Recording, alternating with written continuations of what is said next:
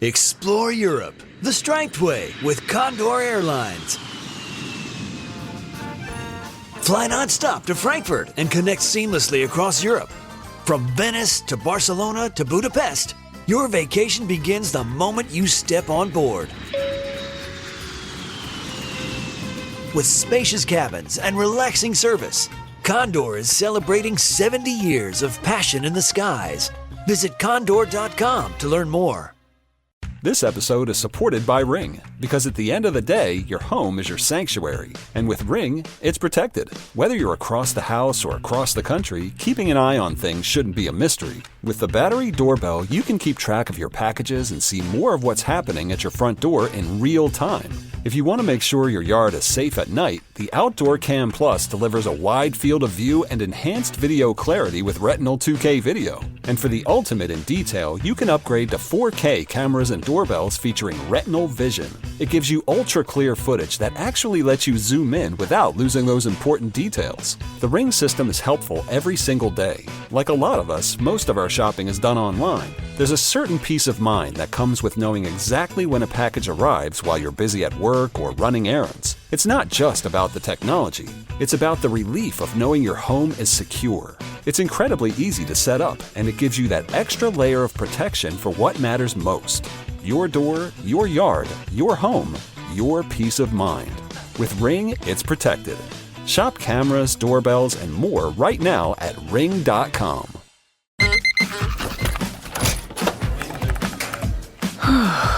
You do it all.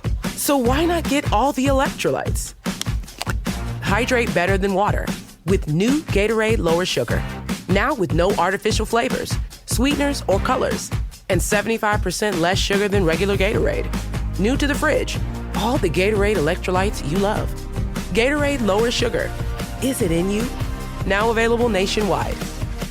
And now, here's the question. Hola, bitches. Good day to you and yours.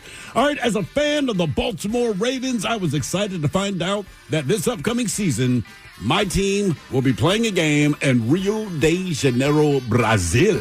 Ooh. So immediately I told myself, you know what, man? I'm going. Or maybe I'm not. 200 tourists in Rio de Janeiro found themselves trapped on a mountain for 30 minutes while local police and gang members got into a shootout. Jesus. I'm thinking maybe I'll just watch it on TV. Now, look, none of the tourists were injured, but let's just say many bricks of S, they were pooped into the pants. Now, that's the thing about being a tourist. You just want to see somewhere new, maybe learn something and enjoy yourself. For example, a tourist, Miles, kind of did what you did. They went on safari in Zambia, Africa. And naturally, they were there to see the so-called Big Five animals. And we know she at least got to see an elephant. It was the last thing she saw, though, as the elephant charged her and then trampled her. And we go to Egypt, where tourists, they were at a hotel-sponsored snake charming performance. And it was fascinating. The cobra actually pops out of the basket, and then it bit the tourist. It went into cardiac arrest and then died. I mean, look, you don't even have to be a tourist for things to go sideways. We go to Russia, a group of locals, let's say, kids, you know what? Jump in the car. We're going to go to the local circus because kids, let's face it, they love circus. And everyone was having a good time. And so one of the three tigers on stage jumped into the crowd. Now, again, no one was injured, but there was a much of poop in the pants. And that tiger was out there for a long time. Credit to the people in the audience. They stayed calm, but I think it's because they didn't want to be the first person to move and get the tiger's attention. By the way, tigers, much bigger in real life when you actually see them next to a human being. But look, sometimes you just try to plan to have a good time, but that's not how it always works out. And today, we want to hear your stories. So our question, brought to you by our friends at Advanced Hair Restoration, is, what happened to you as a tourist or while you were on vacation? To be a part of the big show, call 206-803-ROCK. Like the Men's Room on Facebook, follow us on X and Instagram at Men's Room Live. Send your emails to the Men's Room at KISW.com, and now watch the show live on YouTube at KISW. Explore Europe the striped way with Condor Airlines. Fly non-stop to Frankfurt and connect across Europe. From Venice to Barcelona to Budapest, your vacation starts on board. Condor, 70 years of passion in the skies. Visit condor.com today. This episode is supported by Ring, because at the end of the day, your home is your sanctuary. And with Ring, it's protected. Whether you're across the house or across the country, keeping an eye on things shouldn't be a mystery. With the battery doorbell, you can keep track of your packages and see more of what's happening at your front door in real time. If you want to make sure your yard is safe at night, the Outdoor Cam Plus delivers a wide field of view and enhanced video clarity with Retinal 2K video. And for the ultimate in detail, you can upgrade to 4K cameras and doorbells featuring Retinal Vision. It gives you ultra-clear footage that actually lets you zoom in without losing those important details. The Ring system is helpful every single day. Like a lot of us, most of our shopping is done online. There's a certain peace of mind that comes with knowing exactly when a package arrives while you're busy at work or running errands. It's not just about the technology. It's about the relief of knowing your home is secure. It's incredibly easy to set up, and it gives you that extra layer of protection for what matters most. Your door, your yard, your home, your peace of mind. With Ring, it's protected. Shop cameras, doorbells, and more right now at ring.com. All right, ladies. When you've done the work, you want your hydration to do the same. Introducing new Gatorade Lower Sugar, now with no artificial flavors, sweeteners, or colors. And 75% less sugar and all the electrolytes of regular Gatorade, now available nationwide. How would you describe yourself? Fun? Sporty? Bold? If that's the case, meet the Kia K4 hatchback. Made for motion, adventure, and whatever you might decide to bring along. Or would you say you're more smooth, sleek, refined? If so, there's the Kia K4 sedan. Calm, confident, and ever so modern. 2 personalities, 2 available turbocharged ways forward. The Kia K4 GT Line Turbo and the K4 Hatchback GT Line Turbo. What turbo's you? Turbo is available on select K4 trims. Rock. Hello, Patrols. Away we go. Welcome to the 21st Amendment season, episode number 4,519. What a large and a charge program we have for you today. Guaranteed future repeat. Your guess is as good as mine is back. Today, your categories. Hot off the presses, we have the 10 fast food places that men like best and that 10 women prefer as well. All right. There is a difference. Is it a noticeable difference? Well, they've combined the 2 results. So we have the top 10, but men are a little bit different than women as far as what they like in their fast food options. Okay. All right. That makes sense. You know, women seem to often tend to like more Chick-fil-A than not. Okay. All right. Where not so much Popeyes. Huh. Right. So, Come on, ladies. And KFC. So it seems to be the ladies, if they want to go out and get chicken, they go to Chick-fil-A. Well, KFC is a gut bomb. It's delicious, but I can do it once a year. Right? You eat it, I can eat fried chicken, but man, there's something about KFC that it's just heavy, bro. It's good, but it's a nap. But it's on the list. It's definitely on the list. So the 10 fast food places that Americans prefer. That's one of your categories. The other problem is though, like KFC and Popeyes are just different than Chick-fil-A. Yes, way different. Right? Yeah. Chick-fil-A, you can't just buy like a 12-piece of Chick-fil-A chicken. Believe it or not, I am out of the demographic they say for Taco Bell. Too old now, yeah. I am. That's honestly generational. I love Taco Bell. Don't get me wrong, but they say for us, the Gen Xers of the world, we're not the biggest fans of Taco Bell, which blows my mind. I don't know where you stopped getting a taste of it. I think when they discontinued the Mexican pizza. That's just me. That is just me. Have they brought that back? Or is it That was your go-to. Did they bring it back? All right. It's Yeah. back. The other, I think too, obviously Taco Bell, they know what they're doing. They know who they're advertise targeting. fourth meal. So like generally, right, I would think teenagers and 20s is their target audience. Right. Oh, yeah. But I still like it too. yeah. And you know what, man? As much as they've got one down in Soto that is a split Taco Bell KFC. Yeah. All right. But the menu is not as expansive as just a standalone Taco Bell. I did not realize all the stuff it's actually, if you go to just a plain old Taco Bell. How much more stuff they have? Yeah, they serve breakfast in the morning, all those things. I think the one down there doesn't open until like 10. Okay. But the one in Ballard, they're serving breakfast at like 8 o'clock in the morning. Go there and get a couple tacos if you're All right. into that kind of thing. Then we have the 10 most visited countries in the world as we're going to talk about travel and tourism coming up on the question. These are the 10 countries that receive the most international tourists. Now, this was pre-2025. Keep that in mind. Okay. As things have changed as far as a couple of countries around the world. Some that you might know very well.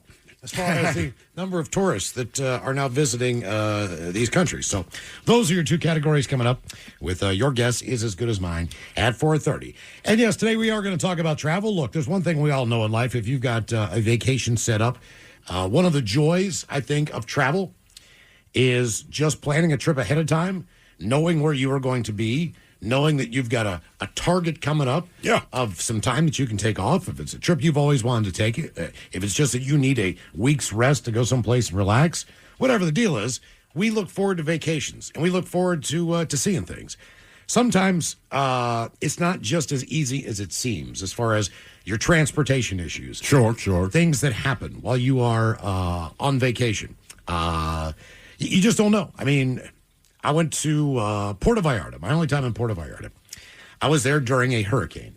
Right, which you don't plan that. Right. And, I just, at the time, I never really thought about the Pacific Ocean and hurricanes. No, it's always the Atlantic hurricane it's always like season. Caribbean or whatever. Now, fortunately, Puerto Vallarta is, it's got a bay, kind of a cove, but it's a large, substantial bay that sits outside of the city. And that protects the city from a lot of the rain and everything else. Not this time. So, back to the Circus Soleil thing we were talking about. We were outside. They had a very similar thing without the high wire acts and all that stuff. So, basically, it was the equivalent of a dinner theater. But, which is like... Yeah, I stumbled into that once. This is where they... Not on purpose. Yeah, they have a buffet, and then you go up and you get your food, and then you watch people twirl and breathe fire and stuff like that. All right? So, it's all right. A lot of the local history going back hundreds, if not thousands of years in origin, just based on local culture. We get on this boat and we start heading out because this thing is like out in the middle of the woods down the beach, right? Yeah. Well, this is about the time where the hurricane gets about as nasty as it could possibly get. And it was 8 o'clock at night, 9 o'clock at night. It was a later thing. Might have been like 7:38. Either way, we get out there on this boat, and this is bad. This is bad. The nose of the boat's going up in the air, like with these waves that are probably 6 feet, 7 feet. They were pretty substantial. I don't want to exaggerate too much, but the boat's just going up and down to the point where we get off this thing. I'm not even hungry anymore. I'm like, I cannot believe. Right. I cannot believe that. And so we get there, and we really don't think they're going to do this performance because it's at an outdoor venue. Yeah. It's out in the middle of like a jungle, essentially, in the forest. And this is the one thing the entire time we were there that I absolutely did not want to do. I did not want to do this. I did not want to go eat in an outdoor buffet and watch people twirl fire. Just something. No, there's nothing appealing. I would rather do anything else other than that. Anyway, we get out there and the wind starts blowing. Like you think the trees are going to fall over in the canopy. You are sitting outside. They gave everybody ponchos. Cool. All right. Awesome. All right, but you're also... That means you're going to have a great dinner when you have to wear a poncho. But you're also sitting on wet wooden benches in kind of an amphitheater-type setting. And the rain just started to come down to the point where there's nowhere to go. Like, there are open-air pavilions where they're serving the dinner. You could look up and see crap like food blowing. Where are you going to sit down and eat? I mean, it was the most... What was the food? It was a buffet of just about everything. Fish, chicken, beef skewers, you name it. It was all out there. But the bottom line was I mean, it's very hard to eat in a pouring down rainstorm. It's like the last thing you want to do. That's why people don't do picnics in the rain. No one eats outside in the rain. No. Yes. Even homeless people take shelter to eat something when it's dumping rain. Not only that, this was a fork and knife need situation. This wasn't like finger food. It wasn't like you could eat with one hand and keep your other hand in your pocket and keep it dry. I mean, you're that made it so much better. You're trying to cut up meat and everything. I mean, I was a wet rat. By the end of this thing, they're trying to pipe us full of drinks. So that I would take. So that we're not really, bothered by everything else that's going around us. But, man, when you hear the wind and you looked up and you saw how much these trees were bending and everything else, it's like, this is just not safe. No. This is not a safe place to be. So we get back on the boat. All right. Again, we've had a few drinks, had some food. The weather's gotten worse. All right. So the boat ride back is now more into the face of this thing. So before we were kind of riding the tailwind of it. Yeah. So you didn't realize like how bad it was. So the boat ride back took twice as long. In my estimation, the waves at that point in time were twice as high. Now, I go out on the deck at one point in time because I know damn well I'm going to throw up and someone's losing it right now in the bathroom. There's only like one bathroom on this boat. But everyone has alcohol and food in their body as you're bouncing up and down. We're going up and down. So I go out on the back of the boat, on the back of the rail, and I look out, man. And I mean, the rain is sideways. I'm holding on for what I feel like is dear life just to keep my feet together. So I just start hurling over the back of the boat. I mean, I'm throwing up everywhere. Next thing I know, I feel this guy like crash into my shoulder. And he was just trying to walk back to the back of the boat, too, but the way the boat was... Because he has to puke, too, doesn't he? Yes. He slams into me, holds on, says, oh, man. I'm sort of, I mean, and then when he started to throw up, I threw up more. Because I was like, So there's these two dudes in the back of this boat in a ponchos just getting violently ill, throwing up, and then we kind of held each other's hands to try to climb back and open the door. Yeah. Which is like a vacuum because of all the wind and everything else. We get in there and sit down, man, and that poor guy, he sits down by his wife. He throws up again on the floor. Oh. Oh, yeah. But this is inside. So, no, man, you could smell this guy's vomit. Oh, yeah. It was thick. Like, I went back outside for a minute thinking I had to puke again. Either way, we pull in. Do you normally get seasick, or was it just the waves are that bad? I just don't think I'd experienced anything that rough before. Sure. Right. I mean, yes, probably do get seasick because I got a little vertigo going. I think a lot of people would get seasick in that situation. But, man, but the thing is that we didn't get in until, like, I don't know, 10:30, 11 o'clock, because the boat ride took twice as long to get back against the wind. We get into town. Every single place is closed. Mm-hmm. Keep in mind, I just blew all my dinner out. Like, I'm starving now. Like, right. Now I got sea legs. I'm trying to, but they were so, when you got off the boat, they were just like, well, we hope you had a great time. Thank you for doing the blah, blah, blah, blah, blah, blah. And I'm telling you, man, this thing was about $125 or $150 a piece. To puke. Well, yeah, inevitably, that's what you got out of the dinner, the entertainment, the boat ride, the whole thing. I think it was close to $300 for the two of us. Jesus Christ. Which is more money than you could spend in the nicest restaurant in Puerto Vallarta. Yeah, that's the thing about Mexico. It's cheap, man. Yeah, and that was, man, and after that was one of those things where I was just like, look, please, before we go on vacation, will you just let me know the itinerary as far as what you have planned so I can have a say in some of these? I'd like to see all the... You still don't have a say. I know, you will just know in advance, and that way you can be angry about it for longer. Well, but see, I will just say, no, I'm not doing that. And she picked like 4 different excursions. One was a pirate ship, the one that sank. That wasn't too bad. Really? Yeah. That just sounds so stupid. But it sank. See, I think it'd be more fun if that thing sank. Because you're out there. I agree. You're a That's pirate something. ship, and it's part of the whole deal. The boat sinks in the middle of the bay. You're kind of out there just... I mean, I get as far as hold an on to the boat experience. for dear life. Yeah, I mean, exactly. Ted, you're making the face, but think about it like we're the it's poll going down question. to the water. Yeah, but you can see it from the shore. But it's like the poll question about being attacked and being bitten by a wolf. You go, I got a hell of a story, right? So yeah, you do have Miles' story where I spent $300 and I puked. Nobody got hurt. I just puked, and I had a horrible time, and I ate dinner in a poncho. That sounds miserable. At least if you're in the boat that sank, yes, that is effed up. But you're like, I have a legitimate story, man. Like, I mean, the story's our boat better. sank. I don't know. Out of those two, Can't imagine sitting on like a fun party time boat and then ripping beers and then being like, oh, it's sinking. I agree. I don't like either scenario, but I know me. Here's the difference. If I had to go on the excursion the Miles went on, I would be pissed. It's Rhythm of the Night, Puerto Vallarta. Because I don't enjoy stuff like that either. I don't want to be on some pre-planned, give me this garbage entertainment. You're out here watching these idiots dance and stuff. It's just like, it's very, if you like, I don't know, dancing shows. I don't. Yeah. I'd rather be on the sinking boat. Right. But they take you out to the cruise. Because I'm not pissed that the boat sank. At least there's an adrenaline rush. But you really are just out in the middle of, here's the pirate ship. That's the one that sank. Yeah. I'd rather have been on that thing when it went down. Jesus Christ. I agree. But with hurricanes, man, we were in San Diego. It was the first hurricane they'd had in 50 years or 100 years or whatever they're saying on the news. And it ended up not being that bad. But to your point, Miles, everything closed because, face it, in San Diego, they don't know how to prepare for a hurricane. Fair enough. It doesn't happen. But I've been talking to my wife for 10 years, trying to get her to go to San Diego. And I said, look, it's a walkable city. We're going to have the kids with us. It's super walkable. Everything's closed. It's always 80 degrees. It's always a blue sky.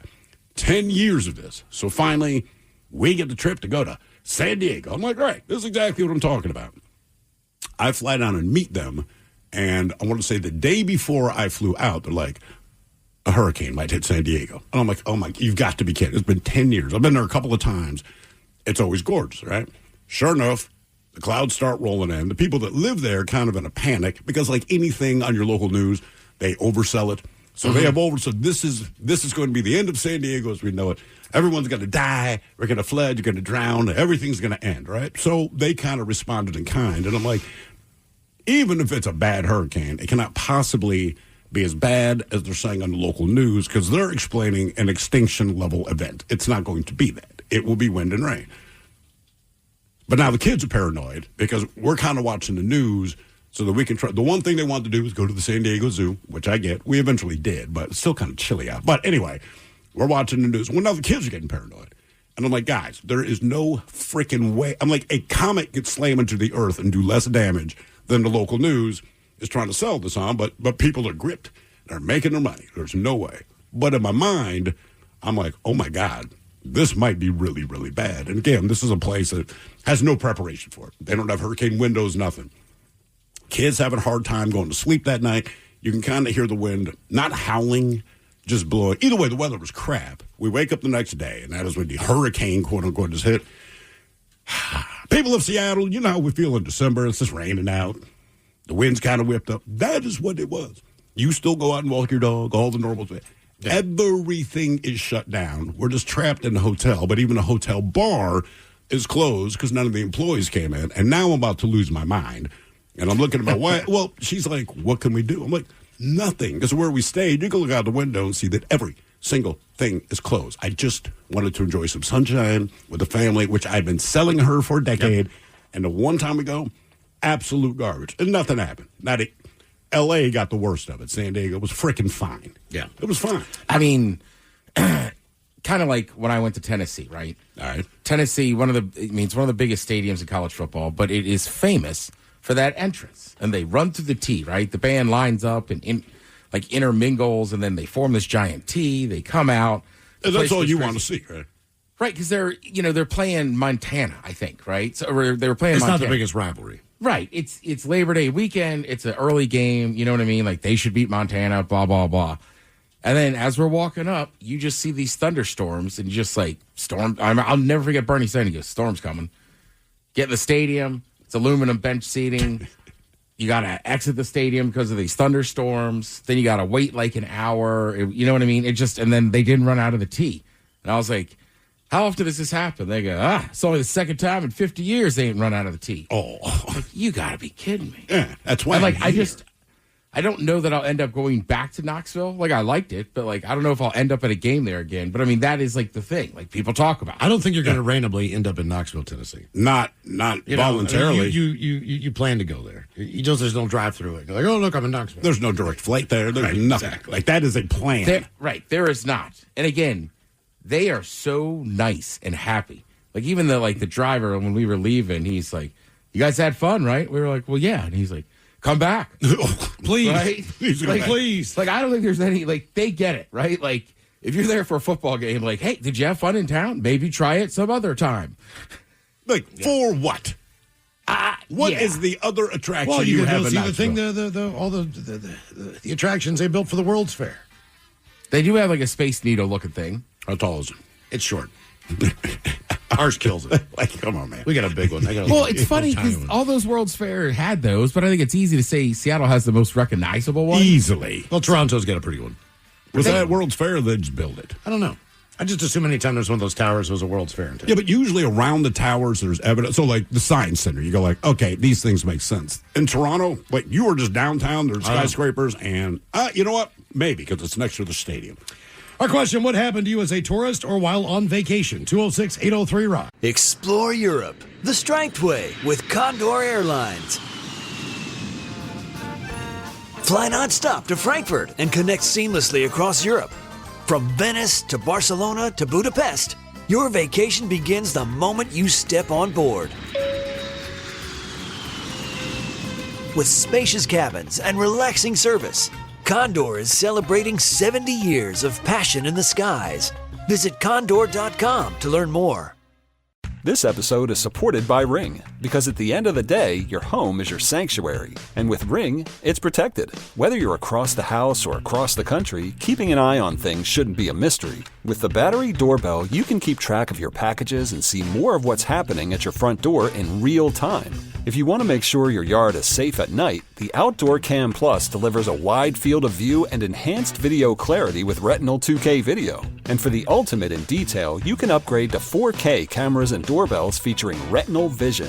It gives you ultra-clear footage that actually lets you zoom in without losing those important details. The Ring system is helpful every single day. Like a lot of us, most of our shopping is done online. There's a certain peace of mind that comes with knowing exactly when a package arrives while you're busy at work or running errands. It's not just about the technology. It's about the relief of knowing your home is secure. It's incredibly easy to set up, and it gives you that extra layer of protection for what matters most. Your door, your yard, your home, your peace of mind. With Ring, it's protected. Shop cameras, doorbells, and more right now at ring.com.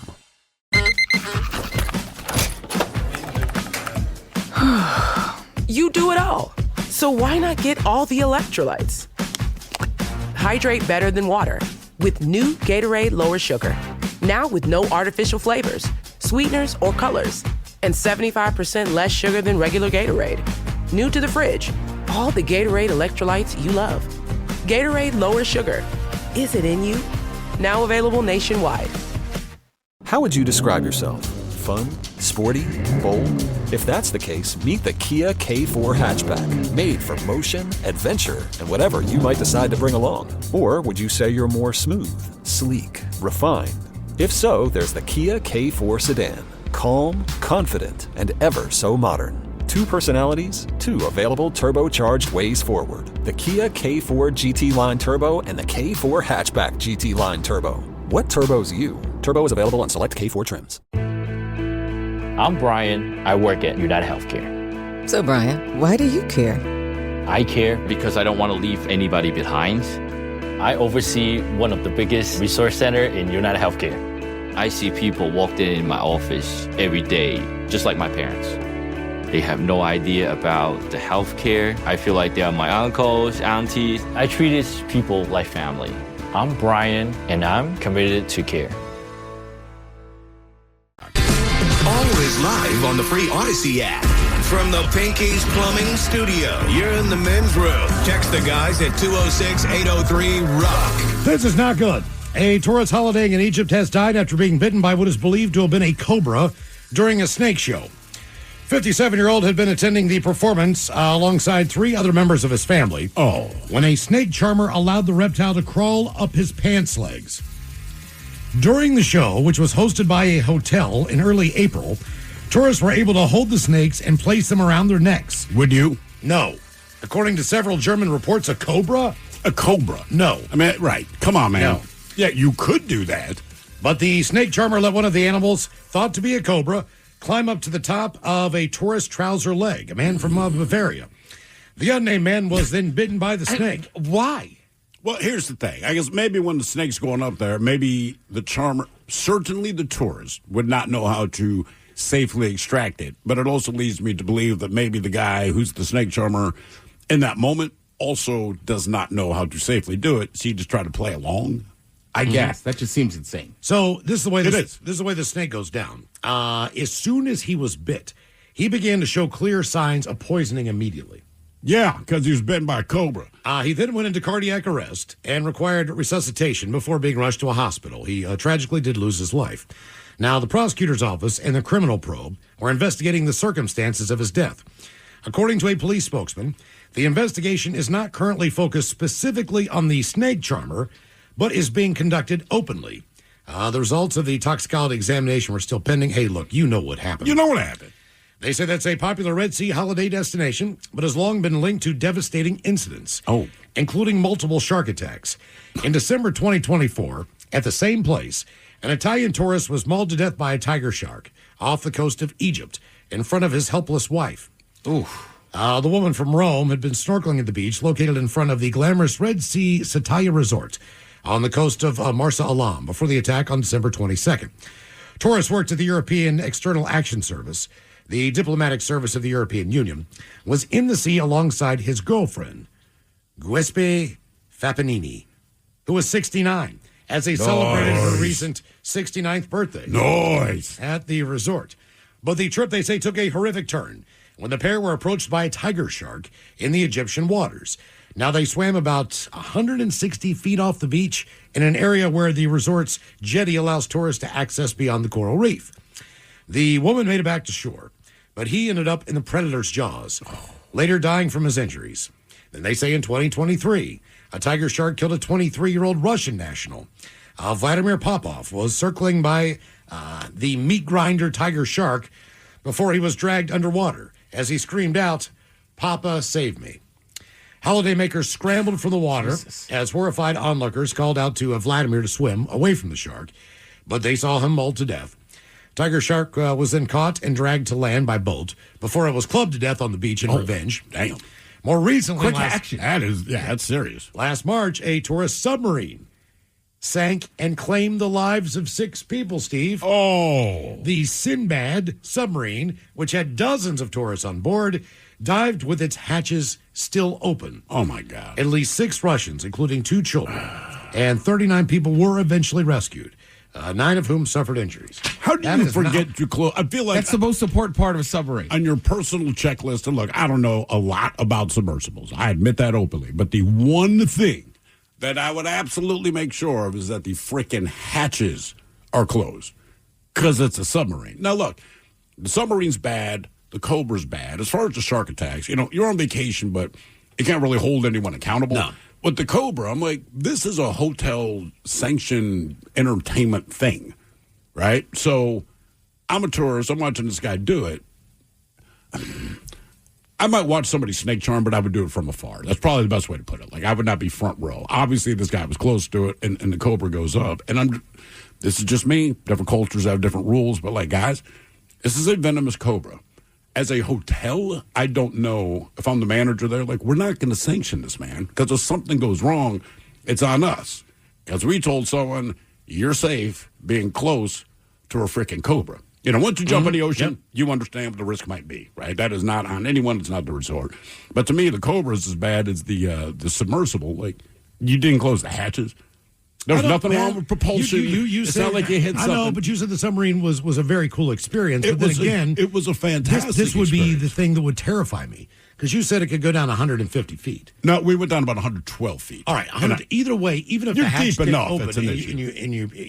you could pop out and swim to the surface, man, that is a lot of pressure to put on any human being. All the water has to rush in before you have a chance of swimming out. And you cannot swim fast to the surface. No. Because of the compression issues. Correct. You almost blow up your insides if you try to rise up too fast. All of this crossed my mind. I didn't say it out loud, but all of this crossed my mind when we got on that submersible in Hawaii. But I do remember, we only had one hatch, but I do remember them closing the hatch and spending a little thing to tighten it. And to me, it didn't mean nothing was going to go wrong, but I said, okay, as far as step 1 goes, they've covered the basics. It's like going to the zoo and they say, oh, man, we forgot to close the cages to the tiger exhibit, right? You make sure of the easiest thing. Anything else can go wrong. Propulsion, you go, okay, I don't know, maybe there's a rupture and the thing implodes. You go, okay. But when you say, hey, our bad, forgot to close the hatch. Like, what's amazing is it'd be like your pilot. We're coming in for a landing, right? The plane goes up in flames, and the problem is not that the landing gear didn't work. They just forgot to put it down. Yeah, I mean, it seems like it's a submarine. If you start to go down and there's a latch open, like, couldn't they tell pretty quickly? But at that point, I don't You're know. going to sink fast. As a human being, you have the strength to close that hatch. Yeah. Once you go under the surface like that, that's all she wrote, man. It is amazing that you can just buy a submarine online. Well, sure. But the thing is that I wouldn't. Okay, but you think of these billionaires, these guys who have these yachts, and they have these individual submarines. Right. How do you learn to drive that? I don't think they do it. Look, you got a submarine pilot on your yacht with you. Is that what you're trying to tell me? They're not driving their own boat. They are not doing their own submersible. Yeah, I think if you're like at that level of wealth and you have those giant yachts, I'm a thrill. Like the boat that's attached to it, there's somebody else is driving that. They got people for everything. I know a woman that worked on a yacht. You guys know her too. Intern Sarah. Yeah. Mm-hmm. All right, so pretty cool chick. She has done 8 million things. I would not say who she worked for, but it's someone whose name you know, not a celebrity, but owns a massive retail thing. And she did it for like 6 or 7 months. And I'm like, how was it? Because it sounds cool. She's on the yacht. They go everywhere. She's like, it was awful. It's terrible. Like, you could pull into the Mediterranean, and she's like, you could walk on the deck. You can look at the dock. You're not getting off the boat. And if you do get off the boat, it's because you have a list of crap and supplies that you need to buy. But typically, that's been pre-ordered. So she's like, is it a 24-hour job? It's a 24-hour job. You're always on call. And even though you're around this guy and his family, the one thing you're instructed is not make eye contact with him. What is that? I'm like, are you kidding? I don't know if that's this guy's directive or if it's just what other crew members said, but she's like, you're serving them dinner. You want to ask them if they want more blah, but I can't look at them, right? So, you're right. You're looking up in the air, like, hey, would you like more dinner rolls or something like that? Because they don't even reach across the table for something. If they want salt on mashed potatoes, they will request that you put salt on mashed potatoes. Oh, my God. And, yeah. That's crazy. That is. It's this guy, multi-billionaire. Like I said, I will not say who it is, but she never said anything about him as an individual. So maybe he's a douche. Maybe he's fine. But the way it is set up to you as a crew member is that do not interact with them. Do not speak to them unless spoken to. And do not make eye contact. But she took the job because on paper it sounds awesome, right? You're going to sail around the world on a massive, massive yacht with this super rich guy. Everything's kind of taken care of. You get a decent salary.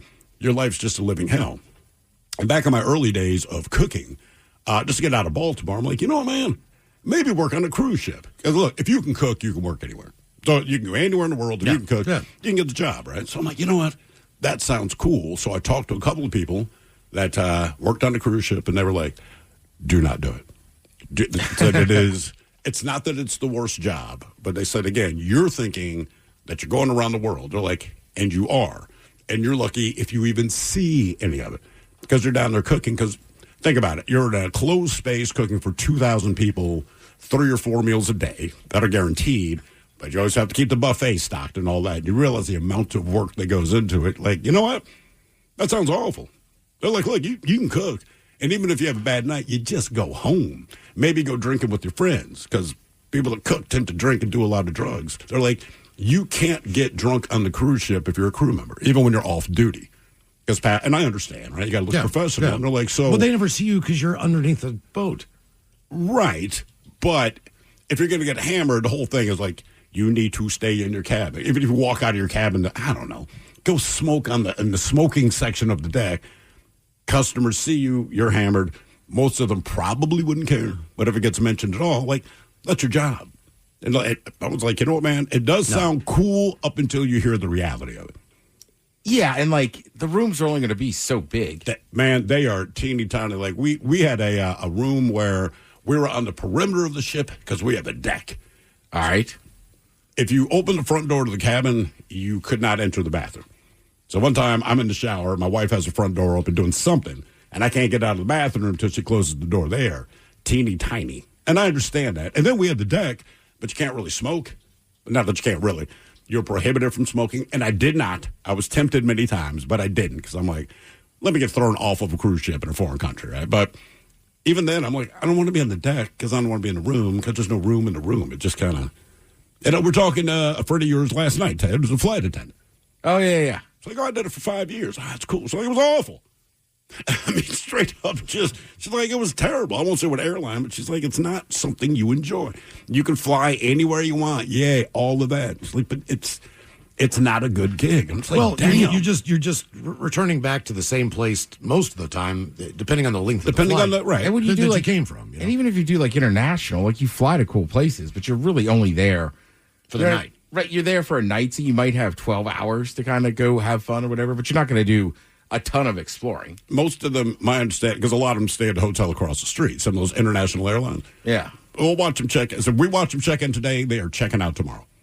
Oh, so it's not like you can go out and get smashed. I mean, you still have to be in good shape to do these flights. Mm-hmm. So, like, it seemed, and they're staying at a nice hotel. I'm like, but in the end, you're just seeing a hotel. You're not seeing the city. Yep. You're in a room. My next door neighbor, when I was in the Baltimore area, he was an international pilot, and Walt was a great guy. He would always say, like, "Hey, man, have you ever had Iberico ham from Spain?" And I'm like, "No, I never have." He's like, "You never had it?" And I was like, "No." He's like, "Look," he's like, "I'm going to be in Spain tomorrow morning, tomorrow night." He said, "I'll bring some over for your dinner." And this is like the day before. Yeah. And I'm like, it just kind of blew my mind to realize, like, Walt's going to fly to Spain, on the Delta flight, take all of his, all the people there. Then he's going to turn around, like the next day, fly back and bring me this ham. Yeah. And sure enough, man, here's your ham, dude. How good was it? Unbelievable. It's awesome. Unbelievable. I'd never had it before in my life. I was probably, I don't know, it was like 97, 98. It was somewhere so in there. But Well, it used to be illegal. Oh, did it? Well, they didn't Did they have serve to change something about it? Or? I don't know if it was some random law or whatever, but like you just couldn't find it. You just couldn't get it in the United States. yeah, I would go to his house. He would have parties and just he had a big deck on the back. I did not recognize any of the beer. I like every international. He would just go to Europe and just load up with whatever, man, and bring it back. And this is the finest bottle of this from here, and this is this and this and this and this and this. It's just so weird to me that you could just go pick up something tomorrow and be back the next day and international have all the crap. What happened to you as a tourist or while on vacation? 206-803-ROCK. Ted, you said you're going to Europe this summer, something like that? Correct. I'm going to a wedding in Ireland. Are you going to leave either Ireland or England? Or will you be in any other part of Europe? And the reason why, I know you love Iberico ham, and I found this out when we did the cruise, but like anything, you had to lay over first, trying to figure out what to eat. I'm just hungry, and I see they have ham and cheese. I could translate that. So I'm like, dude, I'm just going to get a ham and cheese sandwich, expecting to get a ham and cheese sandwich as we expected. In every place that I went in Europe, the ham and cheese sandwich, it's Iberico ham brie on a soft baguette. Yeah. And it's about the same price as you'd get a ham and cheese here. It was probably the best sandwich I've eaten in my life, and I shoveled as many in my mouth as I possibly They're all could. pretty consistently the same. Yeah, I mean, at the airport, airport food, man. But before we're going to make our final flight back to Seattle, at the airport, everyone's hungry. I'm like, I'm getting a ham and cheese. And these were 4 different countries. Same thing, Iberico ham, the brie, and that soft-ass baguette. Brother, I can't explain how Even good the it airport was. in Munich that we stopped in after our flight. Remember, they had like real like pastries and soft pretzels. And I think she had like meat like hanging back there. Yeah.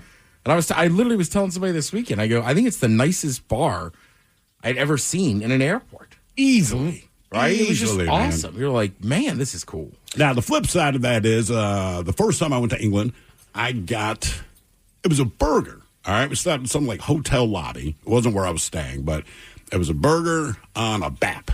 So I had to ask what a BAP was, and she's like, it's a roll. Thank you. I got a hamburger. I asked for ketchup, and there was kind of a panic. Because again, if you live in the U.S. and you ask for ketchup, I don't care how fancy the place is, they hand you a bottle of Heinz. It's simple. Take what you need, they'll take the bottle back. She was kind of like, okay, hold on. Like, geez, I asked for ketchup. She comes back, she brings out this big-ass silver bowl full of ketchup on top of a lace doily on top of a silver tray. And I haven't told her. I say, hey, if you meet someone from the U.S. and they ask for ketchup, just hand on the bottle. I don't care how fancy. We're fine with that. And no one's going to eat this much ketchup. Like, that's almost disgusting. Anyway, ate the burger. About an hour later, not feeling so great, man. I had some of the worst food poisoning. And keep in mind, the only thing I'd eaten was the burger. Yeah. So England, I'm very picky about what I eat. Anywhere else in Europe, order anything. It's good. Yep. I will say, and just some of the spices are different too. Yes. Especially in Africa. Right, but even like England, the first pub I went to, I just ordered something and it was like with chives. The amount of chives they use, I was like, Jesus Christ, like, man. Chive City. Right, like, I thought I liked chive. Apparently I don't when it's used in that heavy of a hand. What's the worst thing you ate in Africa? Worst thing you I've said eaten? most of it was pretty good, right? God. Nothing. Really? Nothing. Huh. I could not believe how good the food was. And did you just start experimenting? Like, all I right. mean, wildebeest is so much better than you think it's going to be. Sure. There's kudo, which is that like a deer or something? Yeah. That's fantastic and tender. Like the ostrich omelet I had. How big was it? It was. Well, they just take one egg and they mix it. Okay. So you're not eating the entire egg. Yeah, I mean, you might be eating like an eighth of the egg for your omelet, but they just whip it up and they use that for how many omelets they're going to make with it. But it was just rich and delicious. And I don't know, man. I figured, look, I'm never going to be eating any of this crap ever again. Probably not. So if it's on the menu, I'm going to eat it. I ate ostrich again. I've had that before. That's really, really good. What was the worst part of the trip? Is it getting the shots, or is it the length of travel time? That would be Newark Airport. I believe that. Yeah. I believe that. I mean, the entire that was. I could not believe that is a major metropolitan, one of the biggest city in the United States. And that's how people get in and out of the number one tourist destination in the U.S. is most of the time through that airport. Which is awful. Yep. I mean, it was just absolute hell. You think we have a wonderful airport here. We really do. Regardless of all the delays and everything else you're going to get every once in a while, crap happens at all airports. Sure. But I mean, as far as being at an airport that's actually just a nice airport, I think we take it for granted just how nice SeaTac is. Because we're used to it, yeah. Yeah, but I mean, my God, Newark, man, that was just... That's a quick reminder. And you have to remember this. We're a little bit better on customer service with New Yorkers and people from New Jersey. Look, they're already curt and quick to the point no matter what. But when they're pissed off and when they're in a bad mood, things are not going their way, I mean, it's a double D, man. I mean, they're on fire. They don't care about their job. They're seriously, their whole attitude is like, if you don't like it, fire me. Just fire me. I hate working here. I hate this effing place. Go ahead, please. Make my life better. Right. Get me out of here. Like, No, you're staying. Right, that's the punishment. Right, exactly. I refuse to fire you. Exactly. What happened to you as a tourist or while on vacation? 206-803-ROCK. Explore Europe the Striped Way with Condor Airlines. Fly nonstop to Frankfurt and connect across Europe. From Venice to Barcelona to Budapest, your vacation starts on board. Condor, 70 years of passion in the skies. Visit condor.com today. This episode is supported by Ring, because at the end of the day, your home is your sanctuary. And with Ring, it's protected. Whether you're across the house or across the country, keeping an eye on things shouldn't be a mystery. With the battery doorbell, you can keep track of your packages and see more of what's happening at your front door in real time. If you want to make sure your yard is safe at night, the Outdoor Cam Plus delivers a wide field of view and enhanced video clarity with Retinal 2K video. And for the ultimate in detail, you can upgrade to 4K cameras and doorbells featuring Retinal Vision. It gives you ultra-clear footage that actually lets you zoom in without losing those important details. The Ring system is helpful every single day. Like a lot of us, most of our shopping is done online. There's a certain peace of mind that comes with knowing exactly when a package arrives while you're busy at work or running errands. It's not just about the technology. It's about the relief of knowing your home is secure. It's incredibly easy to set up, and it gives you that extra layer of protection for what matters most. Your door, your yard, your home, your peace of mind. With Ring, it's protected. Shop cameras, doorbells, and more right now at ring.com. All right, ladies. When you've done the work, you want your hydration to do the same. Introducing new Gatorade Lower Sugar, now with no artificial flavors, sweeteners, or colors. And 75% less sugar and all the electrolytes of regular Gatorade, now available nationwide. How would you describe yourself? Fun? Sporty? Bold? If that's the case, meet the Kia K4 hatchback. Made for motion, adventure, and whatever you might decide to bring along. Or would you say you're more smooth, sleek, refined? If so, there's the Kia K4 sedan. Calm, confident, and ever so modern. 2 personalities, 2 available turbocharged ways forward. The Kia K4 GT Line Turbo and the K4 Hatchback GT Line Turbo. What turbo's you? Turbo is available on select K4 trims. I'm Spencer, and I work at United Healthcare. So, Spencer, why do you care? I care because my daughter, Adeline, has special needs. I am motivated by Adeline, who inspires me every day. I am driven to help families like mine navigate the healthcare system. I'm so blessed to lead an amazing team at United Healthcare focusing on the member experience and making that better. I'm Spencer, and I'm committed to care. When everything at work is on fire, deadlines are slipping, and your entire team just won the lottery, you think, this is a job for Sponsored Jobs. When you need a hiring hero, an Indeed sponsored job will match you with quality candidates. Phew! Sponsored Jobs boosts your job post and search results so you can reach the people that can help your business thrive. Plus, with Indeed Sponsored Jobs, you only pay for results. Join the 3.3 million employers worldwide that use Indeed to connect with quality talent that fits their needs. Spend less time searching and more time actually interviewing candidates who check all your boxes. Less stress, less time, more results. When you need the right person to cut through the chaos, this is a job for Sponsored Jobs. And listeners of this show will get a $75 sponsored job credit to help get your job the premium status it deserves at Indeed.com/podcast. Just go to Indeed.com/podcast right now and support our show by saying you heard about Indeed on this podcast. Indeed.com/podcast. Terms and conditions apply. Need a hiring hero? This is a job for Indeed Sponsored Jobs. This episode is supported by Ring, because at the end of the day, your home is your sanctuary. And with Ring, it's protected. Whether you're across the house or across the country, keeping an eye on things shouldn't be a mystery. With the battery doorbell, you can keep track of your packages and see more of what's happening at your front door in real time. If you want to make sure your yard is safe at night, the Outdoor Cam Plus delivers a wide field of view and enhanced video clarity with Retinal 2K video. And for the ultimate in detail, you can upgrade to 4K cameras and doorbells featuring Retinal Vision. It gives you ultra-clear footage that actually lets you zoom in without losing those important details. The Ring system is helpful every single day. Like a lot of us, most of our shopping is done online. There's a certain peace of mind that comes with knowing exactly when a package arrives while you're busy at work or running errands. It's not just about the technology. It's about the relief of knowing your home is secure. It's incredibly easy to set up, and it gives you that extra layer of protection for what matters most. Your door, your yard, your home, your peace of mind. With Ring, it's protected. Shop cameras, doorbells, and more right now at ring.com. What's up? It's your boy, the Ted Smith. You know what stinks? Plumbing problems. You know what doesn't stink? Ted Smith saving you $100 when things get backed up. What can I say? I'm a solutions guy. Right now, my friends at Pinky's Plumbing are offering big savings when you mention my name. You don't need a miracle to fix your plumbing problems. You just need 3 magical words. The Ted Smith. Pinky'sPlumbing.com.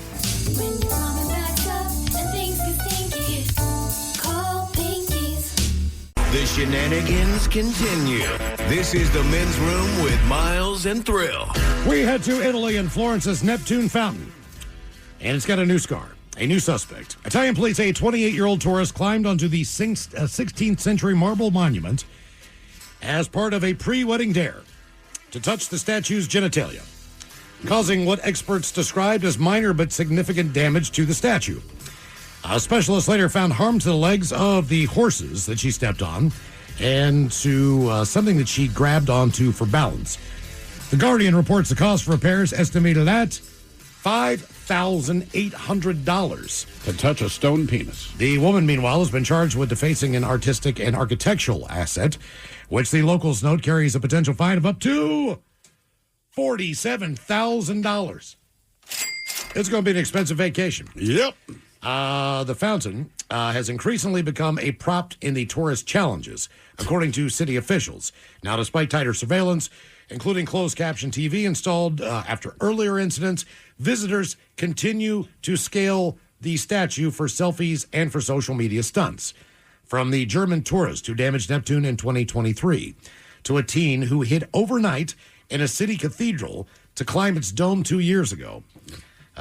Giorgio Caselli, who oversees Florence's Fine Art Office, said such behavior reflects a lack of respect for the city's heritage and warned against indulging in ignorance and superficiality around its monuments. Good luck with that. Yeah, this is the world that we're living in now with social media. So our question, what happened to you as a tourist or while on vacation? 206-803-ROCK. Hello, Monica. Welcome to the Men's Room. Hi there. Hola. I was a teenager, and back in the 80s, my parents and I went over to Germany and throughout Europe, and we went to France, and we parked the car, went inside the visitors center, and in that short time, someone broke into the car. Now, mind you, I'm a kid. Actually, I wasn't quite a teenager yet.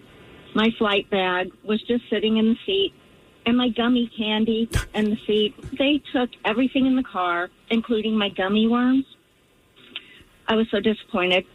And when we got the police to the police station, because there were a few things in the trunk that were my parents and everything, no one could speak English, which was surprising. They also couldn't speak German right on the German border. What? I could speak English and German and Spanish, and they couldn't speak Spanish. So you could speak English, Spanish, and German. Speak some Spanish. I'm sorry? You could speak English, Spanish, and German, but no one that you talk to could speak any of those. They could only speak French. One guy could speak some Spanish. So we had a police report that was insane looking when we went to our insurance company, and they just threw up their hands and said, just tell us what you lost. All right. Now, did you have to buy, I guess, everything new? New bags, new clothes for the trip? Luckily, Luckily, they left most of the clothing. They opened up the bags. They just took a lot of the items that they thought were sellable. Like we had CD players, like Sony Walkman and things like that, books. And gummy worms. Yeah, they want those gummy worms. And the gummy worms, yeah. Yeah, and they took my gummy worms, of all things. Now, did they take your passports, or did you have those on you? I don't remember having to get passports, and I was, like I said, I was quite young, so... Oh, you'd remember if you had to get passports again. Yeah. I'd say my mom had those more than likely. She probably had those in her purse. Wasn't there a scene, Ted, in But it was European crazy. Vacation where the Griswolds get ripped off someplace? Like they get everything stolen. I think so. I haven't seen that one in so long. Right. Yeah, I think. But you're right. I feel that seems right. Okay. Yeah, look, because when she said it, I was just like, this sounds like European Vacation. I would just, as long as they don't take your passports, you'll be okay. That's the worst thing. My sister-in-law was in it's either Brazil or Argentina, and one of the things she travels everywhere because she makes a lot of money and does not have kids, so she travels wherever the hell she wants to go. And one of the things she'd heard about there were the pickpockets on mopeds or motorcycles. Okay, but she's like, I wasn't worried about it. Anyway, she is wherever she was, and she had an iPad in her hand and was actively scrolling through it. And she's like, they had to come by at like 40 freaking miles an hour. Gone. They just took it right out of her hands. I mean, like, they didn't slow down, nothing. She's like, you hear a motorbike coming, but you don't think much about it because I'm on the sidewalk. And it's two guys, so the guy in the back basically just reaches his hands out and snatches the iPad. And we're like, what? She said, look, in the end, it's just an iPad. It's not like they got my purse or anything like that. But she goes, it was almost impressive. Because how fast it went down. How fast it went. Like, they kept going. They don't turn back around. But she's like, that is literally the one thing I read, which is, you're not going to get murdered. You're not going to get jumped. Just make sure that, and it's not even pickpocketing. It is specifically, because tourists have this thing where when they're going to look at their phone or look at the iPad or whatever they do, and I can't explain it, but they're right. You tend to stand on the edge of the sidewalk. Never against the building. You always stand on the edge of the sidewalk closest to the street. They have figured this out. So these guys zip by, but she wasn't worried about it. She's like, well, sure, that happens, I'm sure. And she's like, it literally happens. Well, and if you're looking for directions or you're following them, like you're already standing on, right, you're already standing there on the edge. Or then, like, I do it sometimes, right? But, like, I consciously put my phone down or in my pocket if I'm crossing the street. Yeah, that's what I mean, So man. if I get to the other side, generally, like, if I felt it, I'll just pull it right up and just, you're right, just stand right there. I always tell my wife, every time we go somewhere, like, babe, I know you were looking for directions. Please put the phone, because it's obvious that we're looking for directions. Yeah. If you look like you're texting, it's like they don't mess with you. If you can just tell by the way people are looking at things, they're going to snatch our crap. What happened to you as a tourist or while on vacation? 206-803-ROCK. Hello, Eric. Welcome to the men's room. Hola, bicholas. Hola.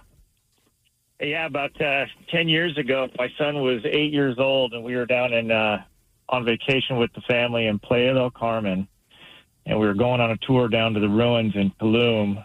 And there's a highway you got to cross. And my wife was paying for the taxi. My son and I crossed halfway across. We were waiting on the sidewalk in the median for them to come join us. And there was the speed limit is 50 miles an hour. And there was a crash at the intersection. And one of the cars just took me and my son clean off the sidewalk. Oh, wow. Yeah, we both went flying. I flew into oncoming traffic. He flew into the grass median. Luckily, the cars that were coming managed to avoid hitting me. And we both got up and walked away with just bumps and bruises. Really? We were completely lucky. I mean, as far as that kind of luck goes, sure, man. What happened? What's the aftermath of that? Do you hang out for a police report, or are they just kind of like, yeah, you're fine? Well, that's what was so impressive. If that happened in the United States, there wouldn't have been a damn person that would have stopped. I mean, in Mexico, everybody stopped. Everybody tried to help us. There was people at the tour center that was across the highway. They came over, brought us first aid, brought us water. The ambulance showed up like almost immediately, and we denied care because I'm a firefighter EMT, and I could tell that neither one of us were hurt seriously. And so I just did first aid on my son's cuts on his leg, and thanked him and stuff, and we left. We walked away. We went to the tour. I got some fireman questions for you. All right. Yes, absolutely. Okay, because I think we noticed this for the first time in me being in Germany when we were over there. and there was an emergency vehicle coming. Mm-hmm. I mean, you heard that thing from a mile away. It was whoa, whoa, whoa, whoa, whoa, whoa, whoa. I mean, it's not a joke, man. Right. It's like you turn around and you're like, oh man, what is going on? People are getting out of the way, and they're flying. But that siren is so loud and just so riveting. Now, here in Seattle, because I live in Fremont, there's a fire station in Fremont, and I'll hear this at 4:00 in the morning.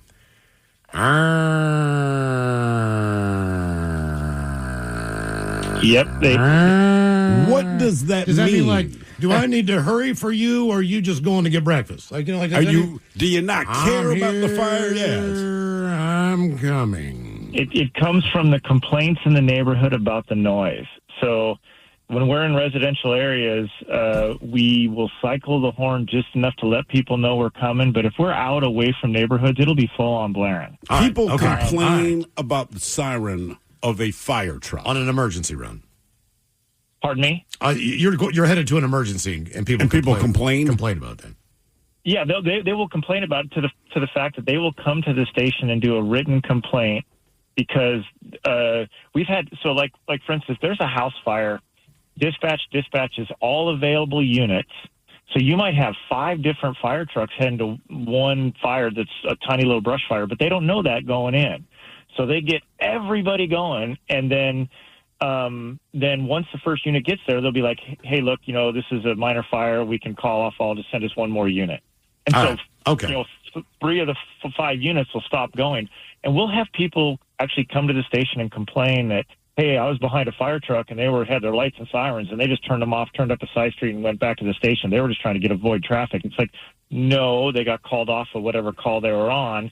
If it was your house, wouldn't you want everybody coming and telling whether or not have them look? The people that complain, have them write down their address and tell them, look, what we will do for you, we will not turn on our siren, and we will just follow the regular traffic laws like everyone else. So if we get stuck at one of these 5-way intersections and the old lady can't figure out when to go, that's on you. Because what we don't want to do is turn that siren on. We really don't want to disturb your neighbors while we try to save your pathetic, stupid life. And so my question... You said it best. That's perfect. Well, that's because I can, because I'm not a firefighter. But what I would say... So someone complains, Jesus Christ, that blows my mind. But how far up the chain does that go? Like... Say you said, look, man, we're not changing the damn thing. An emergency is an emergency. That's actually the point of a siren. If you hear a siren, something important is going on. So if you didn't change your way, I mean, would anything happen? Is there any discipline for that? No, I can't speak for all departments, but for the most part, it kind of gets an eye roll from the people upstairs. I mean, like, okay, good. Sorry. What did your son, when he came back, did he tell everyone he got hit by a car? Yes, that's what's funny about it. So we got a call from the school. Oh, and they for were sure. Like, Ryan's going around telling everybody he got hit by a car on vacation. Is this true? We were like, yeah, it's really true. Yeah, you got hit by a car, man. I mean, that's a story for life, right? Well, he actually did. He actually did get injured. We came home, and it was about a week later, and his leg was still kind of bothering him because he was fine, but he said it was sore. It was still kind of bothering him, so we took him in. They did X-rays, and he had a deep bone bruise. They said if he wasn't 10 years old, his leg would have snapped. They said his bone bent as far as it would go without snapping. And so they put a brace on it for about 2 weeks until the pain started going away. All right. Okay. Well, damn. All right. Good times. And I was thinking about going to Toulouse. Watch out for that traffic there. What happened to you as a tourist or while on vacation? 206-803-ROCK. Hello, Steve. Welcome to the men's room. Hello, Liquor and Whores. I've been listening to you guys forever. Thanks for taking my call. Yeah, sure, man. We appreciate it.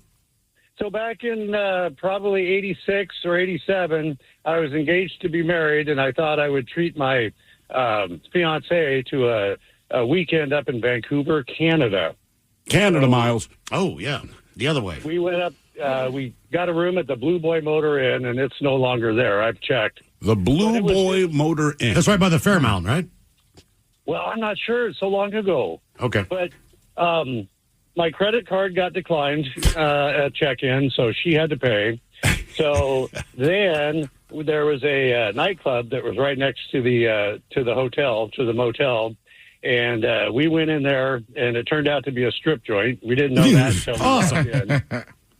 She walked in and immediately walked out and pulled me out with her.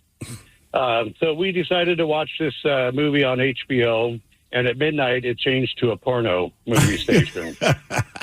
So far, so good. All right. Oh yeah, we lasted about 10 months after that. Oh, really? Well, look, man, okay. A woman's either going to want to go to the strip club with you, even if you accidentally walk in, or they're not. Right. You know, and the ones that just want to hang out and check out the show, might be a keeper there because you know, like they've that's a good sign. They don't care. They've been in a woman's locker room. They know what women look like. You know what I mean? They just want to have a good time too. So, like anybody else, like that to me would be kind of a red flag. Like if you're going to be this prudish, right? You know, like even if it was a male review and she walked in, I'd be like, all right, baby, I'll give you half an hour, 45 minutes. Whatever, have fun. Yeah, exactly. We're here. I would have done that for her. Yeah, exactly. I don't care. I've seen a penis before. Have you made your way back up to Vancouver since then? You say what now? Have you made it back up to Vancouver since then? Oh, yeah. I mean, everything was fine. She got over having to pay. I think I paid her back. But, yeah, it's just that marriage never should have happened. But, you know, we live and learn. Yeah, well, I mean, we're all young, man. You know, I mean, even if you're old, you still make those mistakes. Actually, last time we went to Mexico, and we go to Mazatlan a lot, and we try to roughly stay in the same place. And we were lucky enough to land the same place. And I was, man, it is half a block off the water. The boardwalk's right there. Fantastic spot. Well, last time we went, we did not realize that the week we were there coincided with Bike Week. So every freaking person from Arizona, California, Mexico, Central America, they brought their Harleys up, and they all go down to the waterfront, right? So the thing is, in Mexico, I always say there is no noise ordinance. Like, if you don't like a lot of noise, don't go if you're around population, because they ain't ever quiet. But this was ridiculous because all these guys, you're kind of doing the rev contest, so to speak. And look, they sounded cool, but this is no exaggeration. This goes on for hours and hours. So the first night we're there, we're just laying in bed like, what is going on? So my wife looks it up. She's like, dude, it's Bike Week. I'm like, when does it end? She's like, the day we leave. I'm like, perfect. Okay, so now we know for a fact this is going to happen every single night. The kids were bitching about it, and I said, well, what would you have me do? My daughter's like, well, why don't you go down and say something? She's young. Again, I don't throw her down there. It is Bike Week. I'm like, you ain't going to say anything to any one of these guys. It would be almost be better to send your daughter down there. Like, I'm trying to sleep. See, they wouldn't say anything to her. No, it's amazing. They would have still her tongue. Yeah, and I'd be like, I would sorry, get my kid. ass beat, man. I'm like, and there's something about those bikes. I didn't see one biker who looked like a candy ass, right? Because when you get up the next day and you're going about your business, they're still there. They're not revving their bikes so much, but they're getting coffee. They're hanging out at the beach. They're doing what anyone else does. And every single guy I saw, I'm like, this is the biggest man I've ever seen in my life. Then you glance around, I'm like, that guy's bigger than the biggest man I've seen in my life. And all of them are on bikes. And my daughter's like, are those the ones making all the noise? I'm like, I'm going to need you to keep it down. Yeah. You're going to go say something. Dude, I told you, right? I went to a bachelor party in Ocean City, Maryland, right? It's me and my brother, right? It's for my sister's ex-husband. But same thing. It wasn't Bike Week. It was H2O Week, which is like all the low-riding trucks and stuff. Not trucks, but they're like lowered cars with like specific exhaust. I forget what kind of cars. I want to say they were like Golfs or like they're kind of small 4-door car, but you could tell this is like what people do in this. Right, all weekend, just up and down the strip, and then at night because they start racing each other. I mean, I'm with you. You could hear it constantly, but it was just like, what do you do? It's louder at night than it is during the day. But they would stop by about 3 a.m., so that's about the time you would doze off. And then we woke up one morning, this guy is blaring Frank Sinatra. Okay, and this is now like 6:30 in the morning, and I'm like, you have got to be kidding me. So I walk out on this little balcony, I look across, and I nudge my wife, and I'm like, this actually makes it okay. She's like, can they turn it down? I was like, this is someone singing. Oh, my God. This guy, he's just out on his balcony watering plants, but he sounded good. My first marriage, I think we got in, our honeymoon was in Negril, Jamaica. All right. And we're staying in this place that kind of has huts. They have like grass roofs. You know, but when you open the windows, it's just like bamboo. There's no window there. It's just the window well. Yeah. And you close those dormers, those blinds when you go to bed if you want. There was a couple that were either I don't know if they were across the walkway from us in another hut. I don't know if they were downstairs. They didn't do anything other than have sex the entire time they were there. Nice. And this woman had the most unique pitch I have ever heard of somebody while having sex. It was almost... Was it high pitch? Was it almost low? like kind of like singing. Like, oh, and I was just like... That guy's putting in work. He was. I mean, he laid it down. You could hear everything. I mean, they were going at it nonstop, and I could not figure out who they were at the pool. So you're like sitting down every day. I'm trying to figure out who this couple is. You know what I'm saying? Because I'm like, this guy is just laying pipe. I'm like, who is this guy? I got to see this guy. I got to buy this guy a drink. You're making her sing. It's all inclusive. I'm still buying you a drink. I'll leave a tip. That's right. What happened to you as a tourist or while on vacation? 206-803. When everything at work is on fire, deadlines are slipping, and your entire team just won the lottery, you think, this is a job for sponsored jobs. When you need a hiring hero, an Indeed sponsored job will match you with quality candidates. Phew! Sponsored jobs boost your job post and search results so you can reach the people that can help your business thrive. Plus, with Indeed sponsored jobs, you only pay for results. Join the 3.3 million employers worldwide that use Indeed to connect with quality talent that fits their needs. Spend less time searching and more time actually interviewing candidates who check all your boxes. Less stress, less time, more results. When you need the right person to cut through the chaos, this is a job for sponsored jobs. And listeners of this show will get a $75 sponsored job credit to help get your job the premium status it deserves at Indeed.com/podcast. Just go to Indeed.com/podcast right now and support our show by saying you heard about Indeed on this podcast. Indeed.com/podcast. Terms and conditions apply. Need a hiring hero? This is a job for Indeed sponsored jobs. This episode is supported by Ring, because at the end of the day, your home is your sanctuary. And with Ring, it's protected. Whether you're across the house or across the country, keeping an eye on things shouldn't be a mystery. With the battery doorbell, you can keep track of your packages and see more of what's happening at your front door in real time. If you want to make sure your yard is safe at night, the Outdoor Cam Plus delivers a wide field of view and enhanced video clarity with Retinal 2K video. And for the ultimate in detail, you can upgrade to 4K cameras and doorbells featuring Retinal Vision. It gives you ultra-clear footage that actually lets you zoom in without losing those important details. The Ring system is helpful every single day. Like a lot of us, most of our shopping is done online. There's a certain peace of mind that comes with knowing exactly when a package arrives while you're busy at work or running errands. It's not just about the technology. It's about the relief of knowing your home is secure. It's incredibly easy to set up, and it gives you that extra layer of protection for what matters most. Your door, your yard, your home, your peace of mind. With Ring, it's protected. Shop cameras, doorbells, and more right now at Ring.com. What's up? It's your boy, the Ted Smith. You know what stinks? Plumbing problems. You know what doesn't stink? Ted Smith saving you $100 when things get backed up. What can I say? I'm a solutions guy. Right now, my friends at Pinky's Plumbing are offering big savings when you mention my name. You don't need a miracle to fix your plumbing problems. You just need 3 magical words. The Ted Smith. Pinky'sPlumbing.com.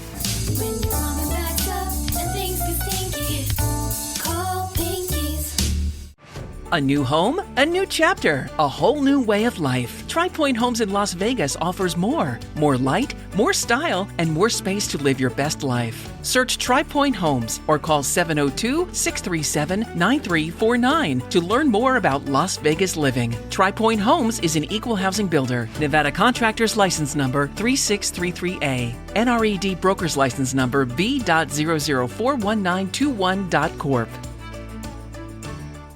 Rock. From the Pinky's Plumbing Studio, you're in the men's room. Authorities are now investigating how a tiger managed to leap into a terrified crowd at a Russian circus after a barrier collapsed.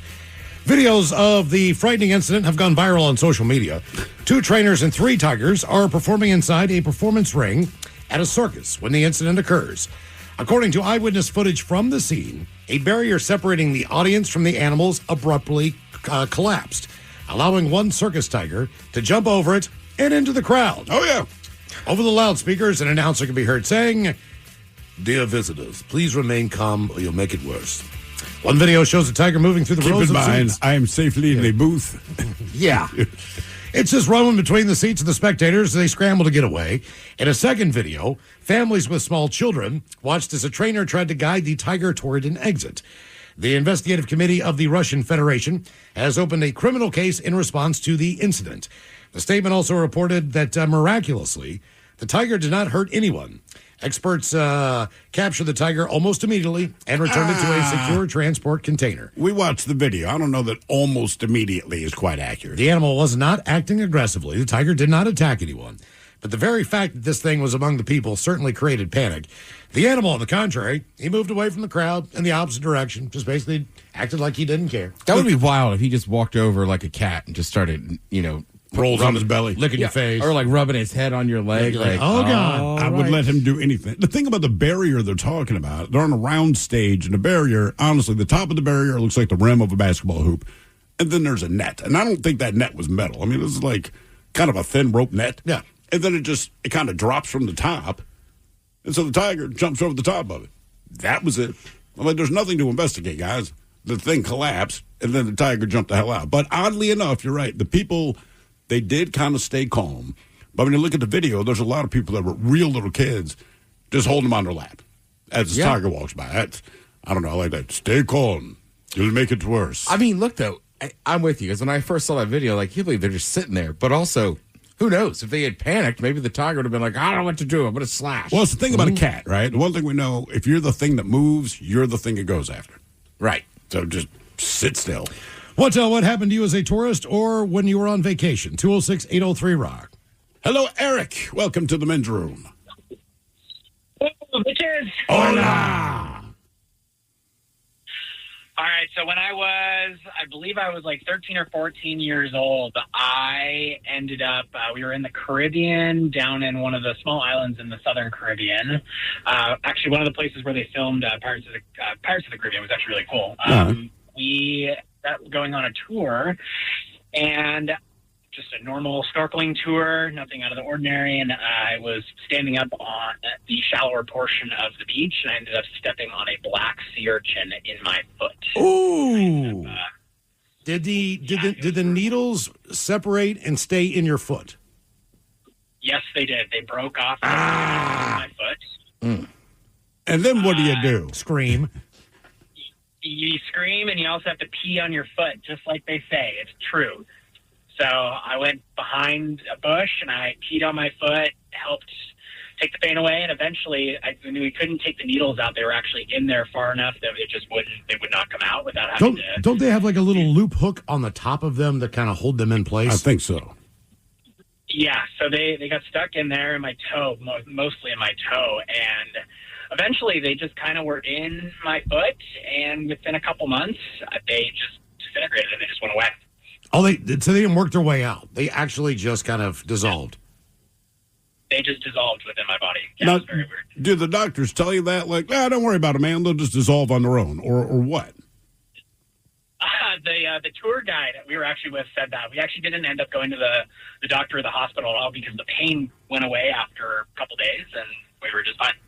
I mean, did your parents worry about like an infection or something? If nothing else, just when you're in the ocean, everything's a little bit different. So it's like, look, man, these things are inside of my kid's body. That would be my concern. Did you have any side effects from it other than being in pain?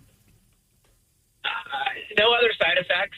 They did worry. We did end up going to to get some alcohol wipes and stuff to keep it sterilized and wrapped it in gauze and a Band-Aid. But other than that, I mean, we went on with the rest of the trip like no problem. My uncle stepped on one. He jumped off of a boat. There's a little naked nude beach island, little tiny island off the coast of Clearwater and Dunedin in Florida. And he and my dad were out on a sail. They were my dad just wanted to cruise around the island, the sights. Just see the sights or whatever. So they get close to the island, and there's this woman, and apparently she has just an enormous set of beautiful breasts. And my uncle's like, we're going on this island right now. Right. And so the closer they got to shore, and it is the Gulf of Mexico, so you could be 100 or 200 feet off the shore. And it's shallow. And it's still 4 or 5 feet of water. Yeah. So my uncle jumps off the boat, like I don't know, Hasselhoff or something. Right. Like, I'm going to take this boat in. And his heel just planted right on a sea urchin when he hit the floor. Oof. And apparently it was pretty nasty. But right when there's this woman with these huge breasts. And there's my uncle just screaming in the water. He's being attacked by a shark. He just stepped on a sea urchin. Because of boobs. Because of boobs. That wasn't even where you're supposed to stop. They were going to pull onto the island until my uncle's like, hey, we got to check this island out there. Because they're just going to sail around it and see the sights. Instead, he sees this. He's like, pull in now. What happened to you as a tourist or while on vacation? 206-803-ROCK. Hello, Billy. Welcome to the men's room. What's up, brothers? Hola. So I'm going to try and make this sweet and short. I was 15 years old. My buddy in the neighborhood was going to do a cross-country with his family in an RV from Arizona to South Carolina. And they found out I was going to go visit a friend in Virginia. So they decided to make an extra route and drop me off in Virginia. When we got to New York area, I believe it was the underwater tunnel in New Jersey. So we were going down in rush hour traffic in our RV, not thinking anything. We didn't read any of the damn signs on the side of the road. We just went in. We could hear cops coming. We could see them coming down the ramp. They couldn't get through the traffic.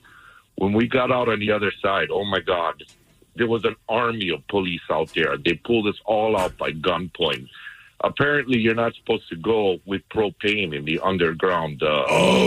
Yeah. That is a rule there for sure. It was classic. Get the MF out of the car, get on the ground, this, that, everything. And then when they found out we were from Hawaii, it was so funny. Their demeanor all changed. I had one police officer asking my friend's older sister out on a date. Jesus, man. Us if we live in grass shacks and ride horses around on the island. It was insane. And I was 15 years old. Now, in the state of Hawaii, when I was that age, you could get your license. And then they pulled me aside and they started running background checks and stuff because they thought I had a fake ID or something. And I'm like, it says right there, I'm 15 years old. Yeah, who has a fake ID to be 15? What is that going to get into? A PG-13 movie? I mean, I want to go to Chuck E. Cheese. Yeah, so you're too old. Right, nothing. I'm going to tell you right now. Nothing screams more New York than the cops dragging your ass out of a car and in the same interaction asking someone out on a date. That's almost the epitome of New York. It was the highlight of my trip.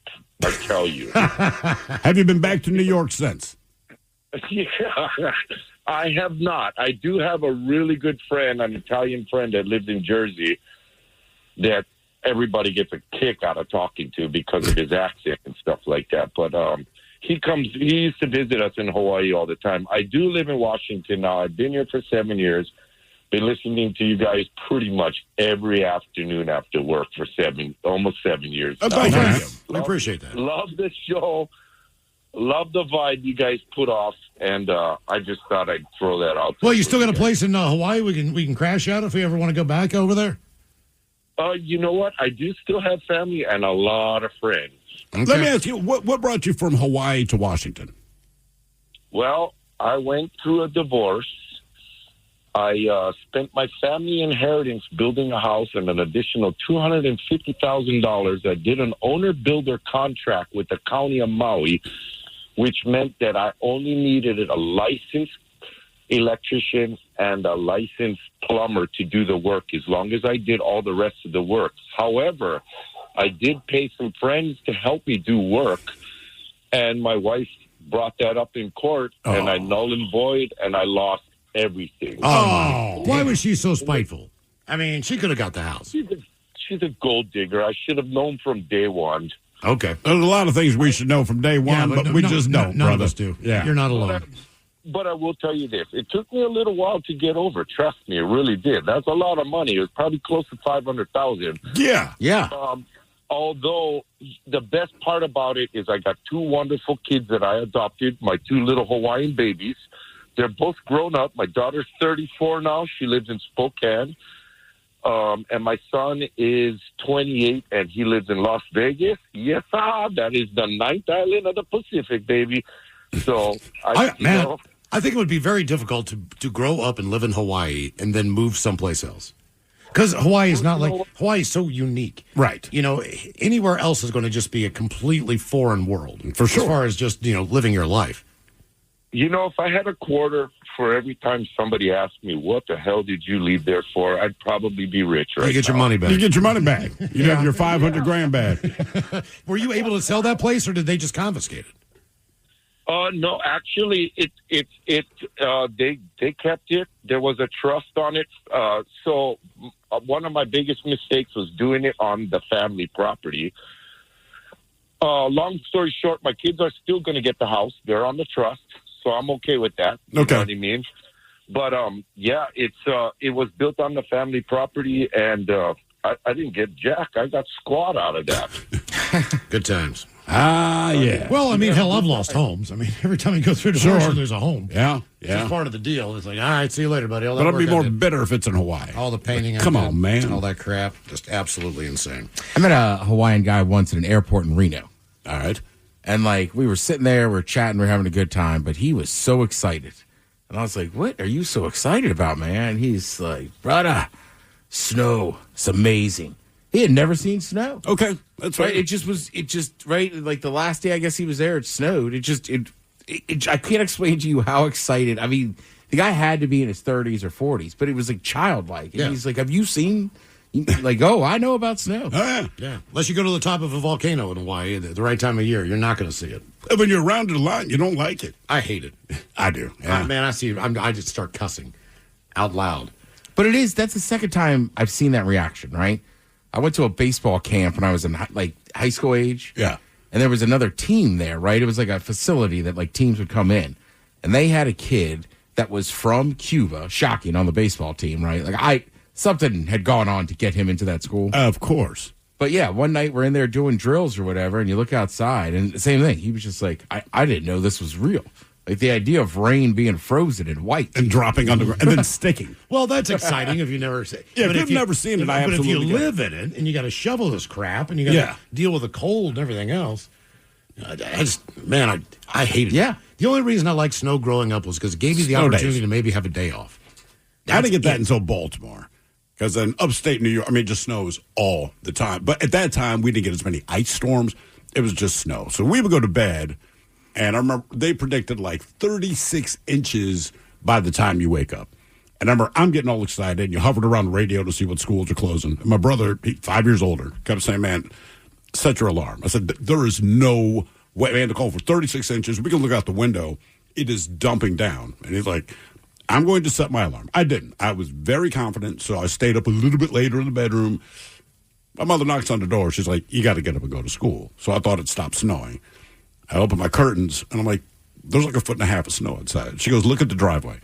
Driveway's plowed, streets plowed. There was not a damn thing wrong. And all of us went to school. What happened to you as a tourist or while on vacation? 206-803-ROCK. Hello, Jeremy. Welcome to the men's room.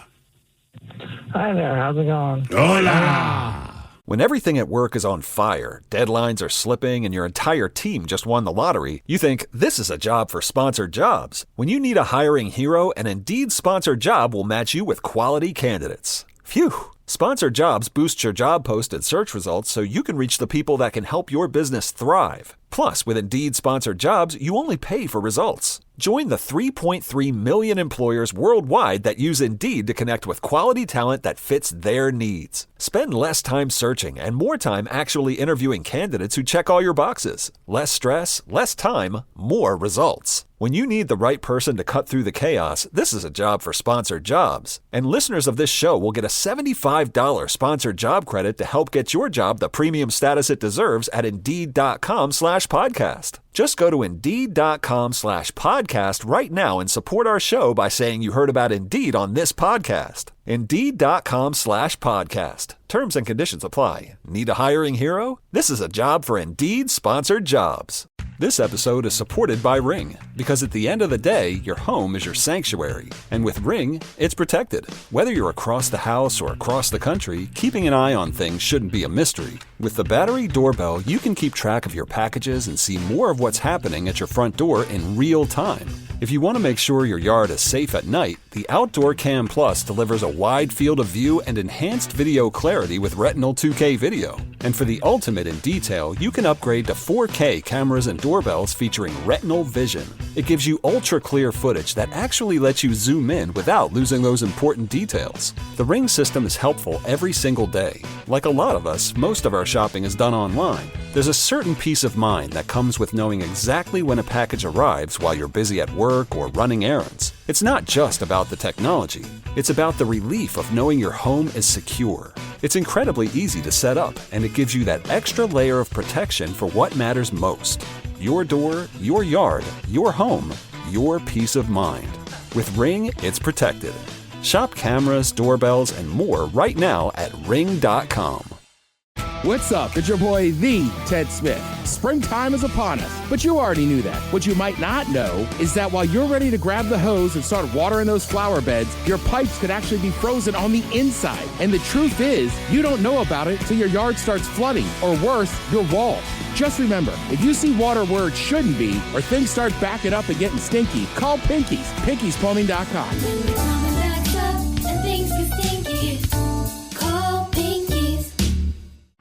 A new home, a new chapter, a whole new way of life. Tri Point Homes in Las Vegas offers more. More light, more style, and more space to live your best life. Search Tri Point Homes or call 702-637-9349 to learn more about Las Vegas living. Tri Point Homes is an equal housing builder. Nevada Contractors License Number 3633A. NRED Broker's License Number B.0041921.corp. I'm Spencer, and I work at United Healthcare. So, Spencer, why do you care? I care because my daughter, Adeline, has special needs. I am motivated by Adeline, who inspires me every day. I am driven to help families like mine navigate the healthcare system. I'm so blessed to lead an amazing team at United Healthcare focusing on the member experience and making that better. I'm Spencer, and I'm committed to care.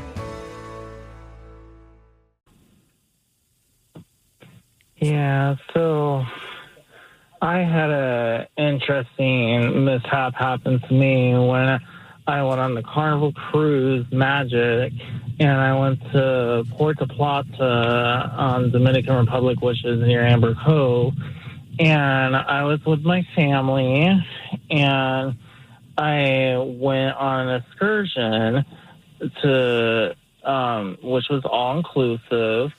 And I went drinking and everything with my family, and I went walking into the beach, and all of a sudden I got mixed with a cluster of jellyfish, and I got stung on my leg with all the tentacles wrapped around me. Meanwhile, my family is having a good time and getting pictures taken with iguanas and parrots and everything. And I'm like, oh, yay. How long did that burn? Quite a while, actually. Yeah. And then the little, and then there's like these little stingers that are inside there. And then they had to put a little, their own little tribal salve on it and everything. And they told me when I get back into the cruise ship, get some vinegar and then get a credit card and scrape it off. All right. I've actually heard that before.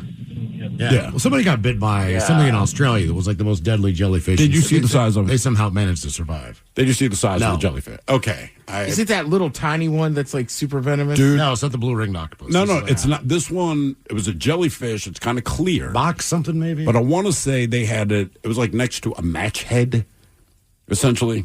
I got to find this picture. It was like a news or something. It's really small then. It is so small. Look, put it this, there's no chance you would see it in the water. So if it stings you, you just got stung. But of course, this thing that underwater, there's zero chance a human being is going to see it. Naturally, it's one of the deadliest ones, right? So they're like, yeah, this guy got stung. And when they showed the picture, I'm like, you've got to be kidding me. What happened to you as a tourist or while on vacation? 206-803-ROCK. Hello, Angela. Welcome to the men's room. Hola, bitch. Hola! Come on, man. Dial up the enthusiasm. Oh my gosh, you guys, I'm so excited to talk to you. This is the first time I've ever talked to you. I think you guys are amazing. I absolutely love the show. Been listening for years and years and years. Anyways, okay, here's my story. Are you ready for it? We are ready. Let's go. I'm ready.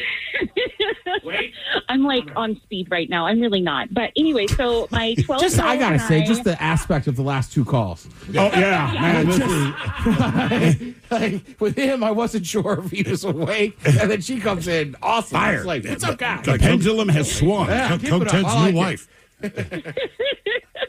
So my daughter and I took a 2.5-week road trip along the entire West Coast. We went everywhere from Lake Havasu to Vegas to LA, like you name it, we went there. And what I discovered after I booked all the hotel rooms is that 90% of them didn't have elevators. And let me tell you, when you are on a road trip with a 12-year-old and you've got 2 weeks worth of luggage with you, climbing up and down stairs, not so fun. What was the average floor number you were on? Okay, well, don't judge me, but it was like 2 or 3. Yeah. Well, Yeah, that's but still, an outdoor going to the outside hotel room.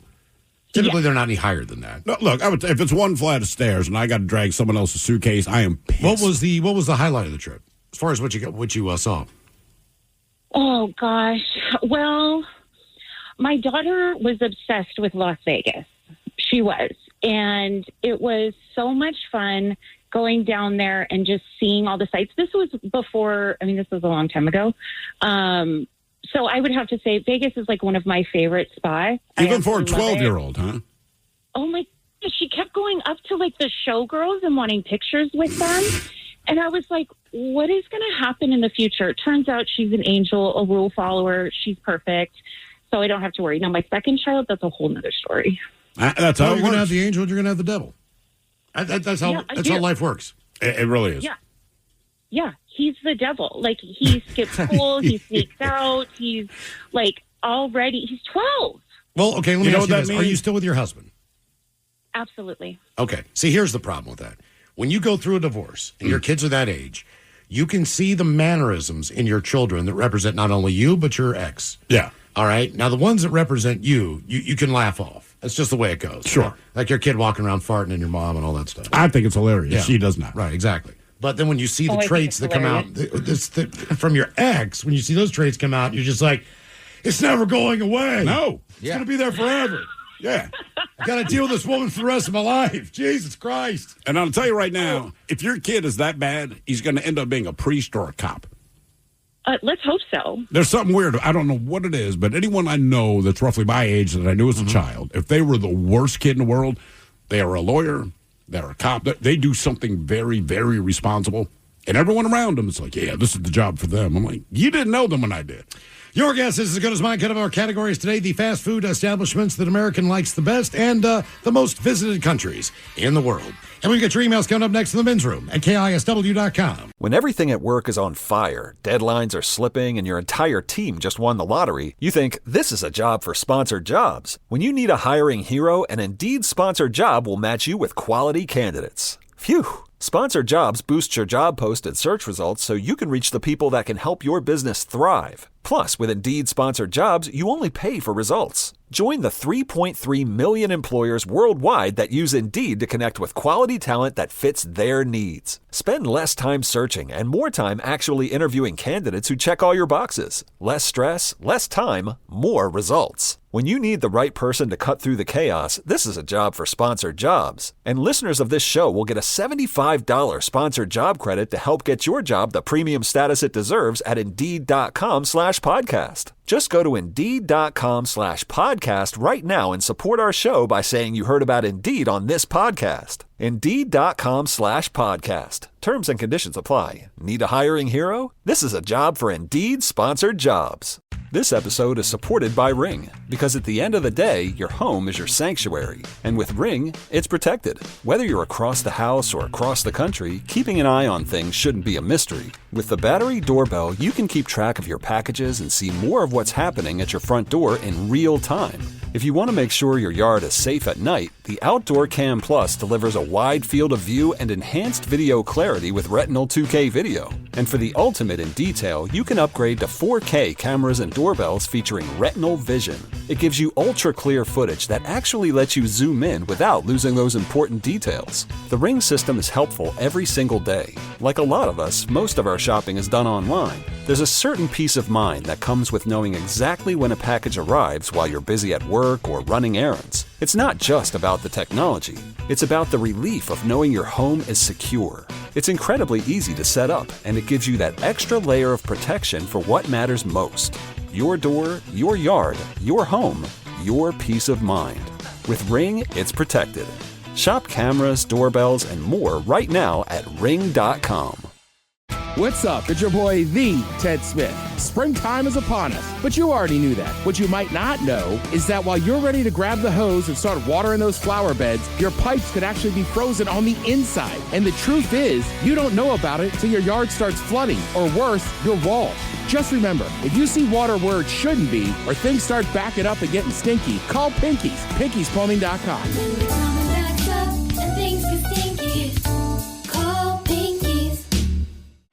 A new home, a new chapter, a whole new way of life. Tri Pointe Homes in Las Vegas offers more. More light, more style, and more space to live your best life. Search Tri Pointe Homes or call 702-637-9349 to learn more about Las Vegas living. Tri Pointe Homes is an equal housing builder. Nevada Contractors License Number 3633A. NRED Broker's License Number V.0041921.corp.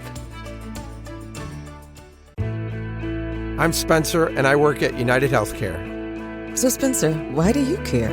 I care because my daughter, Adeline, has special needs. I am motivated by Adeline, who inspires me every day. I am driven to help families like mine navigate the healthcare system. I'm so blessed to lead an amazing team at United Healthcare focusing on the member experience and making that better. I'm Spencer, and I'm committed to care. Carpal tunnel syndrome, heart failure that doesn't improve with common medicines. These are some signs and symptoms associated with ATTR-CM, or the cardiomyopathy of ATTR amyloidosis, a serious heart condition with symptoms that get worse over time. Amvuttra, vutrisiran, is a prescription medicine given by a healthcare provider that treats ATTR-CM in adults to reduce heart-related death, hospital stays, and urgent visits. In a clinical study, Amvuttra was proven to help people live longer and have fewer heart-related hospital stays and urgent visits over 3 years compared to placebo. Amvuttra lowers the amount of vitamin A in your blood, which can affect vision. Other side effects include pain in the arms or legs, pain in the joints, and shortness of breath. These are not all the possible side effects of Amvuttra. For prescribing information, call 1-833-256-2748 or learn more at amvuttra.com. Ask your doctor about Amvuttra for ATTR-CM. This episode is supported by Ring, because at the end of the day, your home is your sanctuary. And with Ring, it's protected. Whether you're across the house or across the country, keeping an eye on things shouldn't be a mystery. With the battery doorbell, you can keep track of your packages and see more of what's happening at your front door in real time. If you want to make sure your yard is safe at night, the Outdoor Cam Plus delivers a wide field of view and enhanced video clarity with Retinal 2K video. And for the ultimate in detail, you can upgrade to 4K cameras and doorbells featuring retinal vision. It gives you ultra-clear footage that actually lets you zoom in without losing those important details. The Ring system is helpful every single day. Like a lot of us, most of our shopping is done online. There's a certain peace of mind that comes with knowing exactly when a package arrives while you're busy at work or running errands. It's not just about the technology. It's about the relief of knowing your home is secure. It's incredibly easy to set up, and it gives you that extra layer of protection for what matters most. Your door, your yard, your home, your peace of mind. With Ring, it's protected. Shop cameras, doorbells, and more right now at Ring.com. Nerds! Today's episode is sponsored by NerdWallet's Smart Money Podcast. Ever Google a money question and end up 12 tabs deep with 12 different answers? This podcast is your shortcut back to clarity. NerdWallet's Smart Money Podcast breaks down financial decisions with a team of trusted journalists. They explain the why behind decisions like investing, home buying, and choosing credit cards with clear research-backed insights. No jargon, no misinformation. Make your next financial move with confidence. Follow NerdWallet's Smart Money Podcast on your favorite podcast app. we return to the men's room with Miles and Thrill. Your guess is as good as mine. Coming up, categories of fast food establishment America likes best and the most visited countries. But first, time for a few emails to the men's room at KISW.com.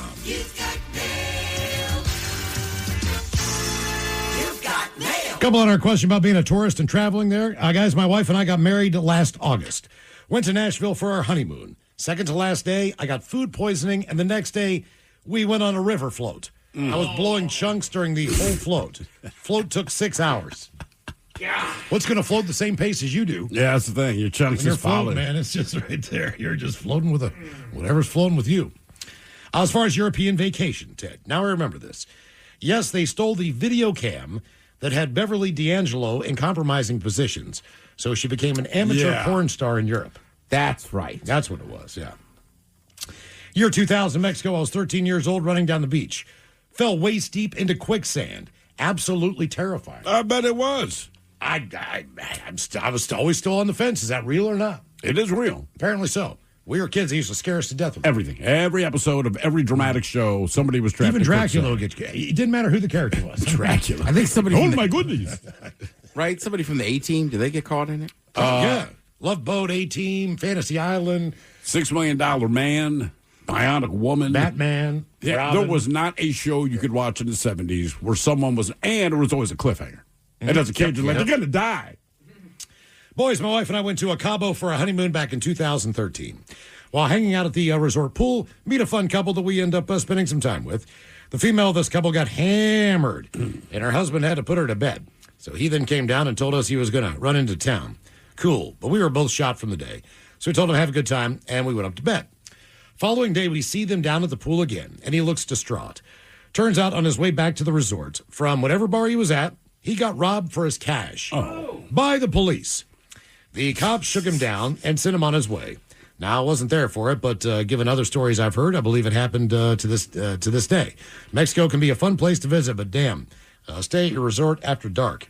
That from Irish. It also helps to get out of trouble. Yeah. If you've been caught and you got some cash, let's make it go away fast. All of Machelos this past February, I took my mom, 82 years old, and sister to visit my daughter and her family in Dubai.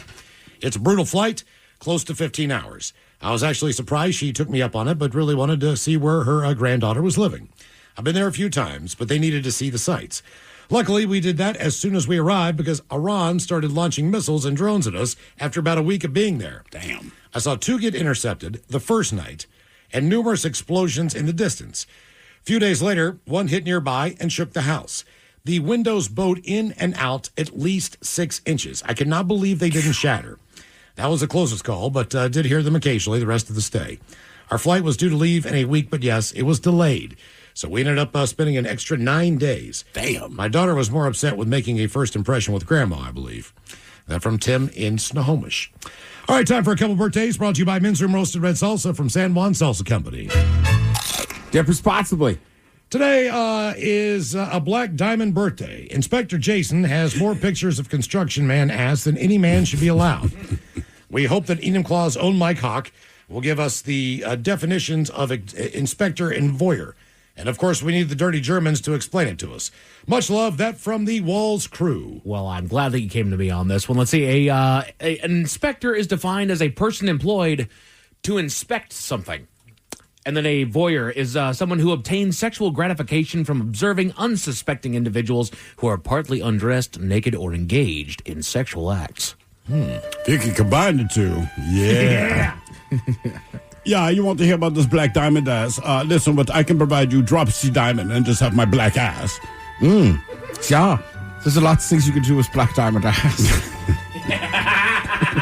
Yeah, it's more dangerous than the blue diamond ass or the green diamond ass. Yeah. Have you ever had bunny slope ass? I saw a double black diamond ass. Yeah.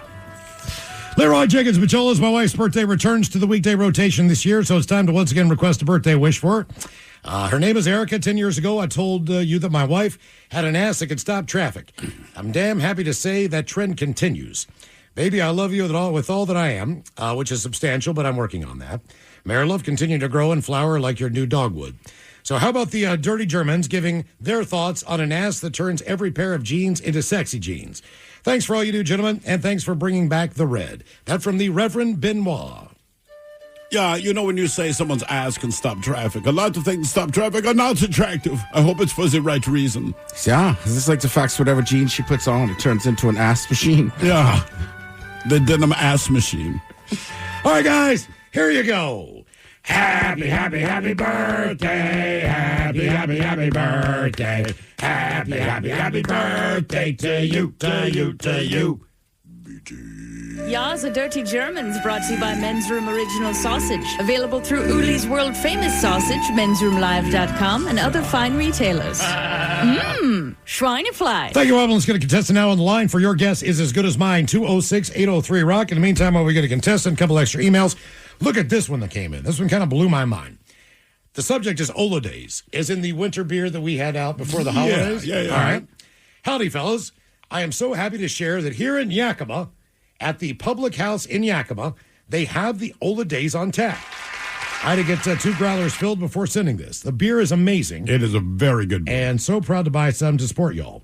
Now just waiting for the lager to hopefully make its way here and eventually the new red.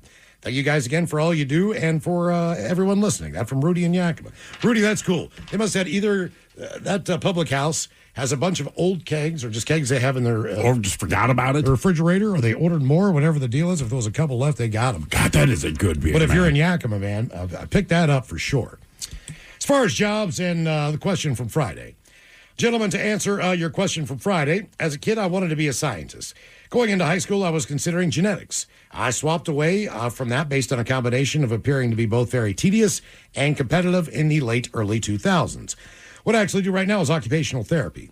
With that, I've worked in both skilled nursing facilities and hospitals for rehab, in and out clinics for hand therapy and post-concussion TBI care, and currently with soldiers to address insomnia and stress management.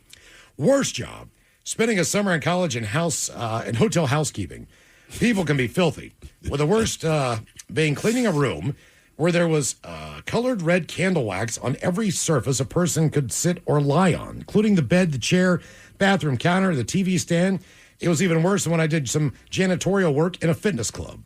Take care, gentlemen. That from Paul, the OT. Yeah, candle wax is a pain. I hope they bill that person for that. I don't know. I mean, they have covered your everything information. in wax? Yeah, that's what I'm saying. Like, look, man, you got to clean it up, but I hope the hotel's like, hey, by the way, this is how much it costs to deal with this. Fellows, I'm a podcaster on the YouTube there, answering Friday's question about jobs. When I was a kid, I wanted to work in the video game industry like any good nerd, but I really didn't have the skills or patience or computer science. Worst job I ever worked was building furniture from scratch for a season, getting my ears and nose caked with sawdust and almost losing part of a finger. Naturally, the pay was crap too. Somehow I ended up eventually working in a flavor lab, doing paperwork and dealing with dangerous goods shipping. Super interesting place to work, seeing how the flavors of all of our food and personal care products are made. I also make the timestamps for the YouTube channel. To hopefully encourage more people to enjoy that, if they're fellow podcasters. That's all I've got. Cheers, guys. That from Chris. Chris, thank you for doing that. KISW Rock is our YouTube channel. Correct. And Chris goes at the end of every day, and he timestamps our show. What does that mean to me? I have no idea, Chris, but thank you for doing it for the people who actually get it and understand what the hell that means. All right. Because I really don't. What is the timestamp, Mike? You don't know either? See? I don't do it, man. That's all Tim's department. Tim, I I just watched the video, man. I don't know what timestamping is. I mean, is it? I don't know. I Maybe believe like if you're looking for a certain segment. Or Correct. Like, I believe hey, that's- like go to this video. Okay. Or I this got you. mark in the video, and it'll be there. Right. So they're stamping, your guess is as good as mine, shot of the day. I this story, got that you. story. Cool. Thank you, man. Yeah, we I'm appreciate way it. too lazy to do that. Yeah. Carpal tunnel syndrome, heart failure that doesn't improve with common medicines. These are some signs and symptoms associated with ATTR-CM, or the cardiomyopathy of ATTR amyloidosis, a serious heart condition with symptoms that get worse over time. Amvuttra, vutrisiran, is a prescription medicine given by a healthcare provider that treats ATTR-CM in adults to reduce heart-related death, hospital stays, and urgent visits. In a clinical study, Amvuttra was proven to help people live longer and have fewer heart-related hospital stays and urgent visits over 3 years compared to placebo. Amvuttra lowers the amount of vitamin A in your blood, which can affect vision. Other side effects include pain in the arms or legs, pain in the joints, and shortness of breath. These are not all the possible side effects of Amvuttra. For prescribing information, call 1-833-256-2748 or learn more at amvuttra.com. Ask your doctor about Amvuttra for ATTR-CM. This episode is supported by Ring, because at the end of the day, your home is your sanctuary. And with Ring, it's protected. Whether you're across the house or across the country, keeping an eye on things shouldn't be a mystery. With the battery doorbell, you can keep track of your packages and see more of what's happening at your front door in real time. If you want to make sure your yard is safe at night, the Outdoor Cam Plus delivers a wide field of view and enhanced video clarity with Retinal 2K video. And for the ultimate in detail, you can upgrade to 4K cameras and doorbells featuring Retinal Vision. It gives you ultra-clear footage that actually lets you zoom in without losing those important details. The Ring system is helpful every single day. Like a lot of us, most of our shopping is done online. There's a certain peace of mind that comes with knowing exactly when a package arrives while you're busy at work or running errands. It's not just about the technology. It's about the relief of knowing your home is secure. It's incredibly easy to set up, and it gives you that extra layer of protection for what matters most. Your door, your yard, your home, your peace of mind. With Ring, it's protected. Shop cameras, doorbells, and more right now at ring.com. Nerds! Today's episode is sponsored by NerdWallet's Smart Money Podcast. Personal finance can feel like a pop quiz you didn't study for. This podcast is your study guide. On NerdWallet's Smart Money Podcast, you'll hear from trusted journalists who explain the why behind major financial decisions. You'll get research-backed insights and clear pros and cons, whether you're planning a big purchase or just want to grow your wealth. Make your next financial move with confidence. Follow NerdWallet's Smart Money Podcast on your favorite podcast app. Whoa. Okay, this one says you get a free phone if you switch. Hey, this one also says you get a free phone if you switch. Yeah, they all do, hon. Wait. The T-Mobile one says families saved over $3,700 versus the other big guys in the past 5 years. And their experience plans have Netflix included, plus a year of Dash Pass by DoorDash. Hang on, let me see that. And a 5-year price guarantee? Oh yeah, we're switching. That's what I'm talking about. Do we clap now, or...? I'm thinking high five. At T-Mobile, get savings that keep stacking up. That's value you can feel every day. Switch now at T-Mobile. Savings based on Harris X billing snapshots from Q3 2021 to Q4 2025 among accounts with 3+ voice lines compared to AT&T and Verizon, excluding discounts, credits, and optional charges. See harrisx.com/T-Mobile. Price guarantee on talk, text, and data. Exclusions like taxes and fees apply. See T-Mobile.com. All right, time for Low Your Guess is as good as mine. It's an easy game to play. We get a contestant on the line. You pick from one of two categories, and then try to see if you can get as many right in said category before 3 strikes, and you're out. So, Steve, who is our contestant ready to play Your Guess is as good as mine? Hello, Matthew. Welcome to the men's room. Hola, bitch. Hola. All right, Matthew, welcome to the program. Our categories today, just released today, the fast food establishments that America loves the most and the most visited countries in the world. So what do you want to do there, Matthew? You want to go keep on the tourism thing, or do you want to go to fast food? I know way more fast food restaurants than I do country. Okay. So, yeah, let's do fast food. All right. They say, are you one of those psychos who's willing to hit up multiple fast food places back to back to appease the people in your car? For children, it might be worth picking your battles. For other adults, it's a lot. A recent poll asked people to rank the current interest in going to various fast food joints. Obviously, it's how much they like the restaurant's menu items, but it sounds like it also includes price, value, and overall experience. So, Matthew, these are the top 10. Here's what I can tell you. On the list, there are 2 locations that specialize in chicken. There is one pizza place on the menu and one what I would call dessert fast food, so to speak. Okay? So, Matthew, you understand how the game is played. Get as many right in the category before 3 strikes and you're out. What's your first guess? Oh, let's go to McDonald's. McDonald's takes the top spot in America. Largely based, believe it or not, according to the poll, if you can believe this, on their sodas and their French fries. I can believe that. The burgers are good. Nothing against that. I think other places have better burgers. I don't know what they do with their soda. I do not know what they do with the fries, but those things are magical. The Coca-Cola there is unbelievable. It's unreal. The secret I've heard is that they keep it cold at the right temperature and keep the lines cold. Yeah. Now, as far as gender, both men and women had McDonald's ranked number 1. All right, Matthew, you got the top one. What do you got next? Let's go with the King, Burger King. Burger King is number 4 on the list. Now, as far as the King goes, men had Burger King at number 2 on the list. All right. All right. Women, they're not as impressed with the Burger King. So by the time they sampled everything and put all the totals together, Burger King comes in at number 4. But it was number 2 among men. Okay. I got to think Dairy Queen's on there. Oh, you waiting for me? Yeah, I'm going to go with Dairy Queen. Let's do that. Dessert. Dairy Queen is number 9 on the list. My wife would go there every second of every day if she could. Mm-hmm. But Dairy Queen for women, that would be number 7 for them. It didn't even make the top 10 for guys. Yeah. So it was just the weight of women that got Dairy Queen in the top 10. We're fine for ice cream, but you're not going there for food. Yeah. All right. You know, Hey, their food looks good on the commercials. Yeah, it does. My daughter swears by the chicken strips with the Texas toast and French fries. I wouldn't know. It's the whole thing. Yeah. I would not know. All right, you're 3 for 3, Matthew. Chili dog. Yeah, And I they bet got do. chili dogs. Okay. Yeah, and then you get ice cream to go, back it up. So let's go with, you said chicken place, 2 of them. So I'm going to guess KFC's got to be 1. KFC is number 7 on the list. Now, as far as KFC goes, men love KFC a lot more than women. Yeah, I can believe that. Yeah. KFC is way down with the women. I don't even know if they made the top 10. Another one that was carried by the men in this case. Yeah. No women voted on it. The reverse of Dairy Queen. All right, you're 4 for 4 there, Matthew. You've got Dairy Queen at number 9, KFC at 7, 4 is Burger King, and 1 McDonald's. Dude, you could close out chicken, I think, with Chick-fil-A. Yeah. So too. Yeah, I was going to go with Chick-fil-A since we just recently got it. That's number 2. Yeah. McDonald's number 1, Chick-fil-A number 2. Now, as far as Chick-fil-A goes, everyone likes Chick-fil-A. It's just universal. That's why it's number 2. Men and women like it equally. Yep. The sandwiches, the fries, the shakes, the sodas, it's all good. Yeah. I'll tell you what, Chick-fil-A showed up at the that career fair that I did. Oh, really? On Friday. Now, keep in mind, they're not there to hand out food. Did the kids swear at that too? No, but they were kind of behind me, and I didn't realize where they were located, but I was trying to figure out who's recruiting that has this massive line. Like, all the students went there. It was Chick-fil-A. You know why? You don't have to work on Sunday.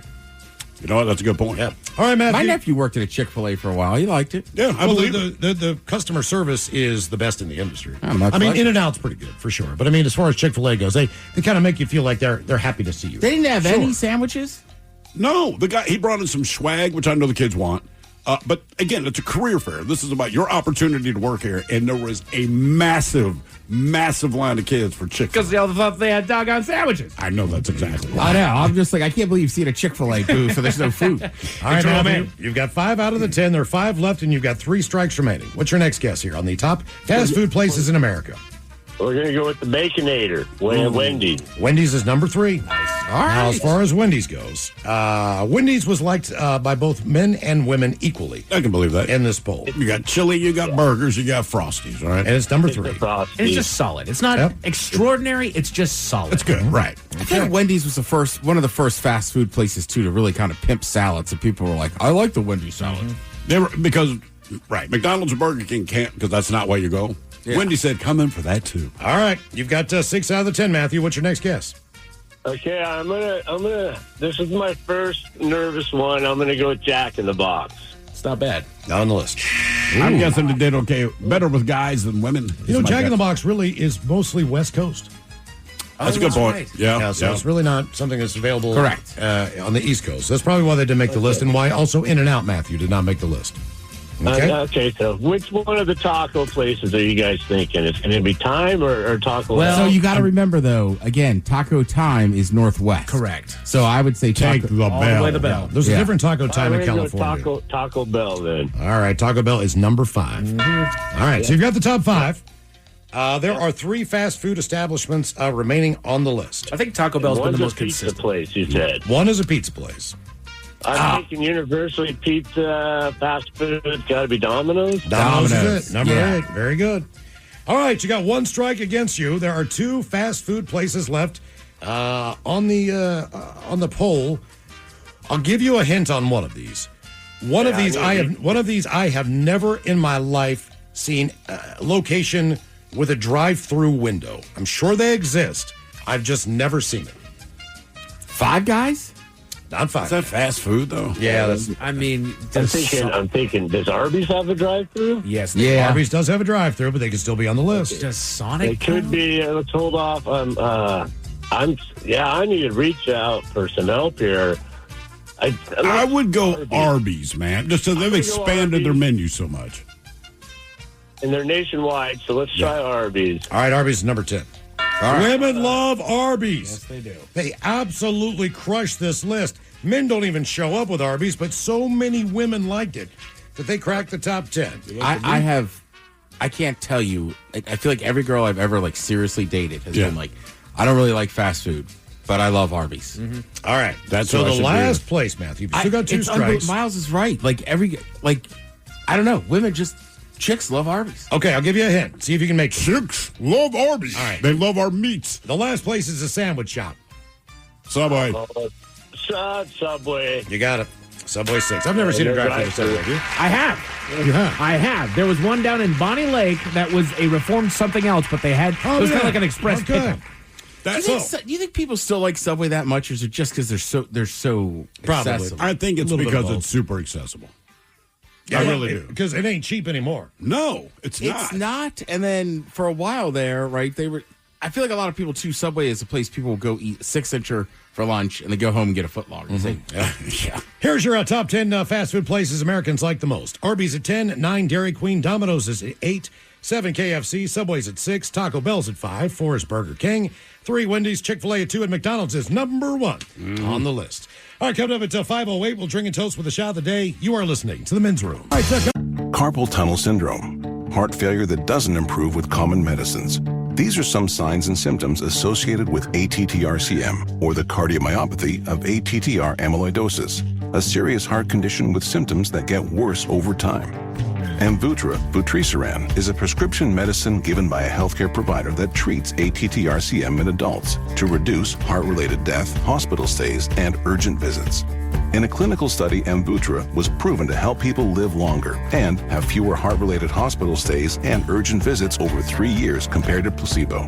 Amvuttra lowers the amount of vitamin A in your blood, which can affect vision. Other side effects include pain in the arms or legs, pain in the joints, and shortness of breath. These are not all the possible side effects of Amvuttra. For prescribing information, call 1-833-256-2748 or learn more at amvuttra.com. Ask your doctor about Amvuttra for ATTR-CM. This episode is supported by Ring, because at the end of the day, your home is your sanctuary. And with Ring, it's protected. Whether you're across the house or across the country, keeping an eye on things shouldn't be a mystery. With the battery doorbell, you can keep track of your packages and see more of what's happening at your front door in real time. If you want to make sure your yard is safe at night, the Outdoor Cam Plus delivers a wide field of view and enhanced video clarity with Retinal 2K video. And for the ultimate in detail, you can upgrade to 4K cameras and doorbells featuring Retinal Vision. It gives you ultra-clear footage that actually lets you zoom in without losing those important details. The Ring system is helpful every single day. Like a lot of us, most of our shopping is done online. There's a certain peace of mind that comes with knowing exactly when a package arrives while you're busy at work or running errands. It's not just about the technology. It's about the relief of knowing your home is secure. It's incredibly easy to set up, and it gives you that extra layer of protection for what matters most. Your door, your yard, your home, your peace of mind. With Ring, it's protected. Shop cameras, doorbells, and more right now at ring.com. Nerds! Today's episode is sponsored by NerdWallet's Smart Money Podcast. Ever Google a money question and end up 12 tabs deep with 12 different answers? This podcast is your shortcut back to clarity. NerdWallet's Smart Money Podcast breaks down financial decisions with a team of trusted journalists. They explain the why behind decisions like investing, home buying, and choosing credit cards with clear research-backed insights. No jargon, no misinformation. Make your next financial move with confidence. Follow NerdWallet's Smart Money Podcast on your favorite podcast app. Whoa. Okay, this one says you get a free phone if you switch. Hey, this one also says you get a free phone if you switch. Yeah, they all do, hon. Wait. The T-Mobile one says families saved over $3,700 versus the other big guys in the past 5 years. And their experience plans have Netflix included, plus a year of Dash Pass by DoorDash. Hang on, let me see that. And a 5-year price guarantee? Oh yeah, we're switching. That's what I'm talking about. Do we clap now, or...? I'm thinking high five. At T-Mobile, get savings that keep stacking up. That's value you can feel every day. Switch now at T-Mobile.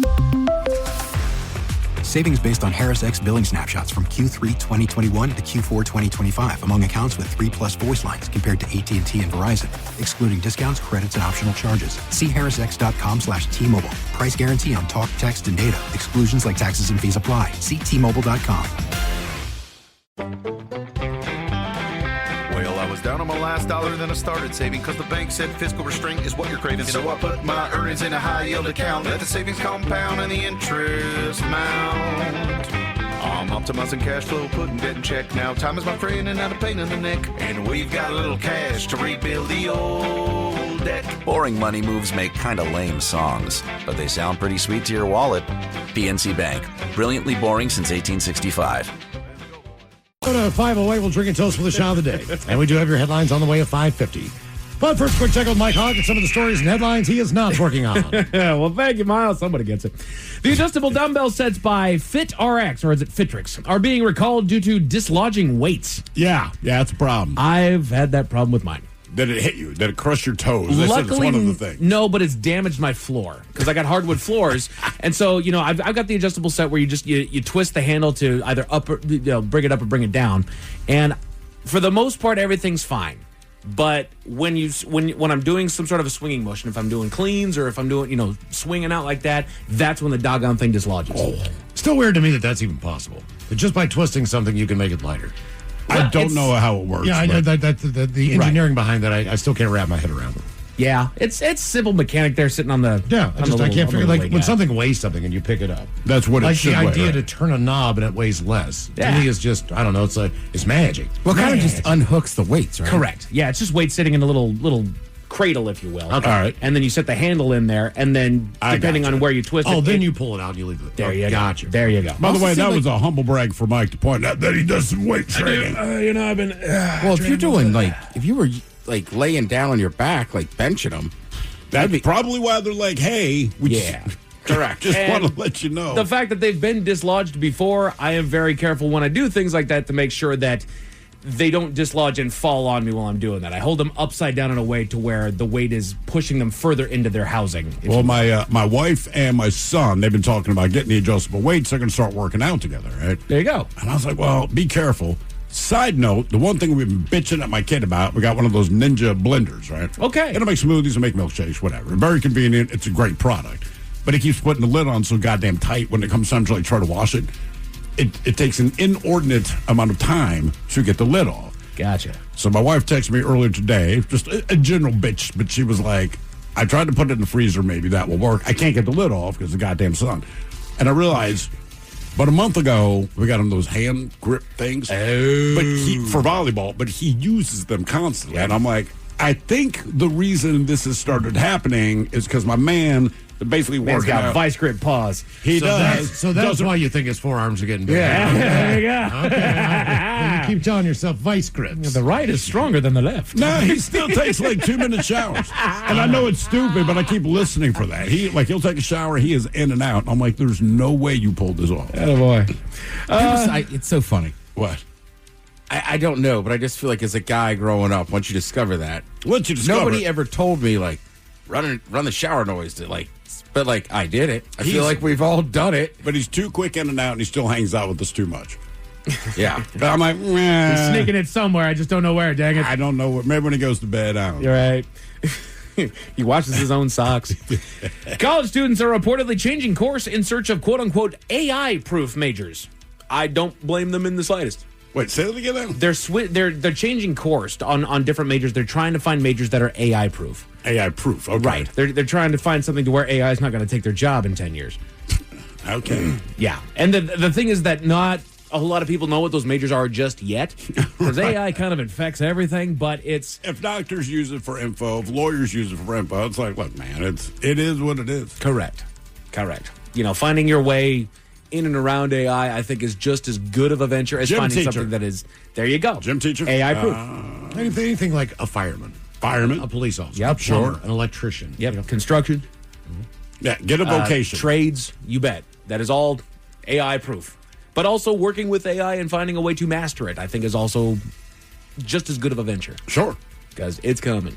Taylor Swift's company has filed 3 trademark applications aimed at curbing AI misuse of her identity. Good luck on that, Taylor. It's not going to work, dude. And who do you sue? Exactly. The internet is so doggone vast that you can't possibly track down who made all these things. I mean, the thing is, you can say, well, Google owns this AI, right? But they can't control what people choose to do with it. Correct. It's like trying to sue Amazon for something that you bought on there. There's a lot of third-party sellers on there. And they're quick to tell you. Yeah. If something goes wrong, you're going to find out it's We'll third give party. you your money back, but that's all you're getting out of us, man. Buyer beware. Put your thinking caps on, gents. Time for the Merriam-Webster word of the day. This is a noun brought to you by the letter B. I give you guys about a 30% chance of success. Maybe I'm on the light side on this one. But this is bless you. But this is an expensive and wasteful project usually paid for with public money. A B word, meaning an expensive and wasteful project usually paid for with public money. The sentence that they give is, critics say that the dam is a complete B, over budget, behind schedule, and unnecessary. Boondoggle. Boondoggle. You got it, Steve. Well done, sir. That doesn't sound like a word. That's the thing. I didn't know that it was a real word. I just thought it was something you kind of said. Boondoggle. Yeah. Like I liked him on King of the Hill. Boondoggle? Yeah. Get that project done over there. That Britain ain't coming down. Boondoggle. Which is exactly how my uncle sounds. But he's serving you a plate of food and explaining what it is, and you're like, I still don't know what I'm eating. I told you I have a cousin that's the same way. He just talks so quiet. He goes quiet, talks fast, and they don't enunciate anything. No. All I understand, hey, Steven, hey, man, come down and eat some of that today. I'm like, Man. Cool. You know, my parents are like, no, he asked you something. I'm like, I don't know that. Right. The Texas Porky Pig. Yeah, basically. Let's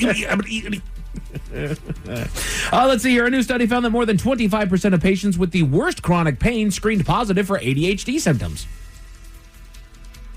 I don't know what that's supposed to mean, but they found a correlation. I feel like a lot of teachers can tell real quick.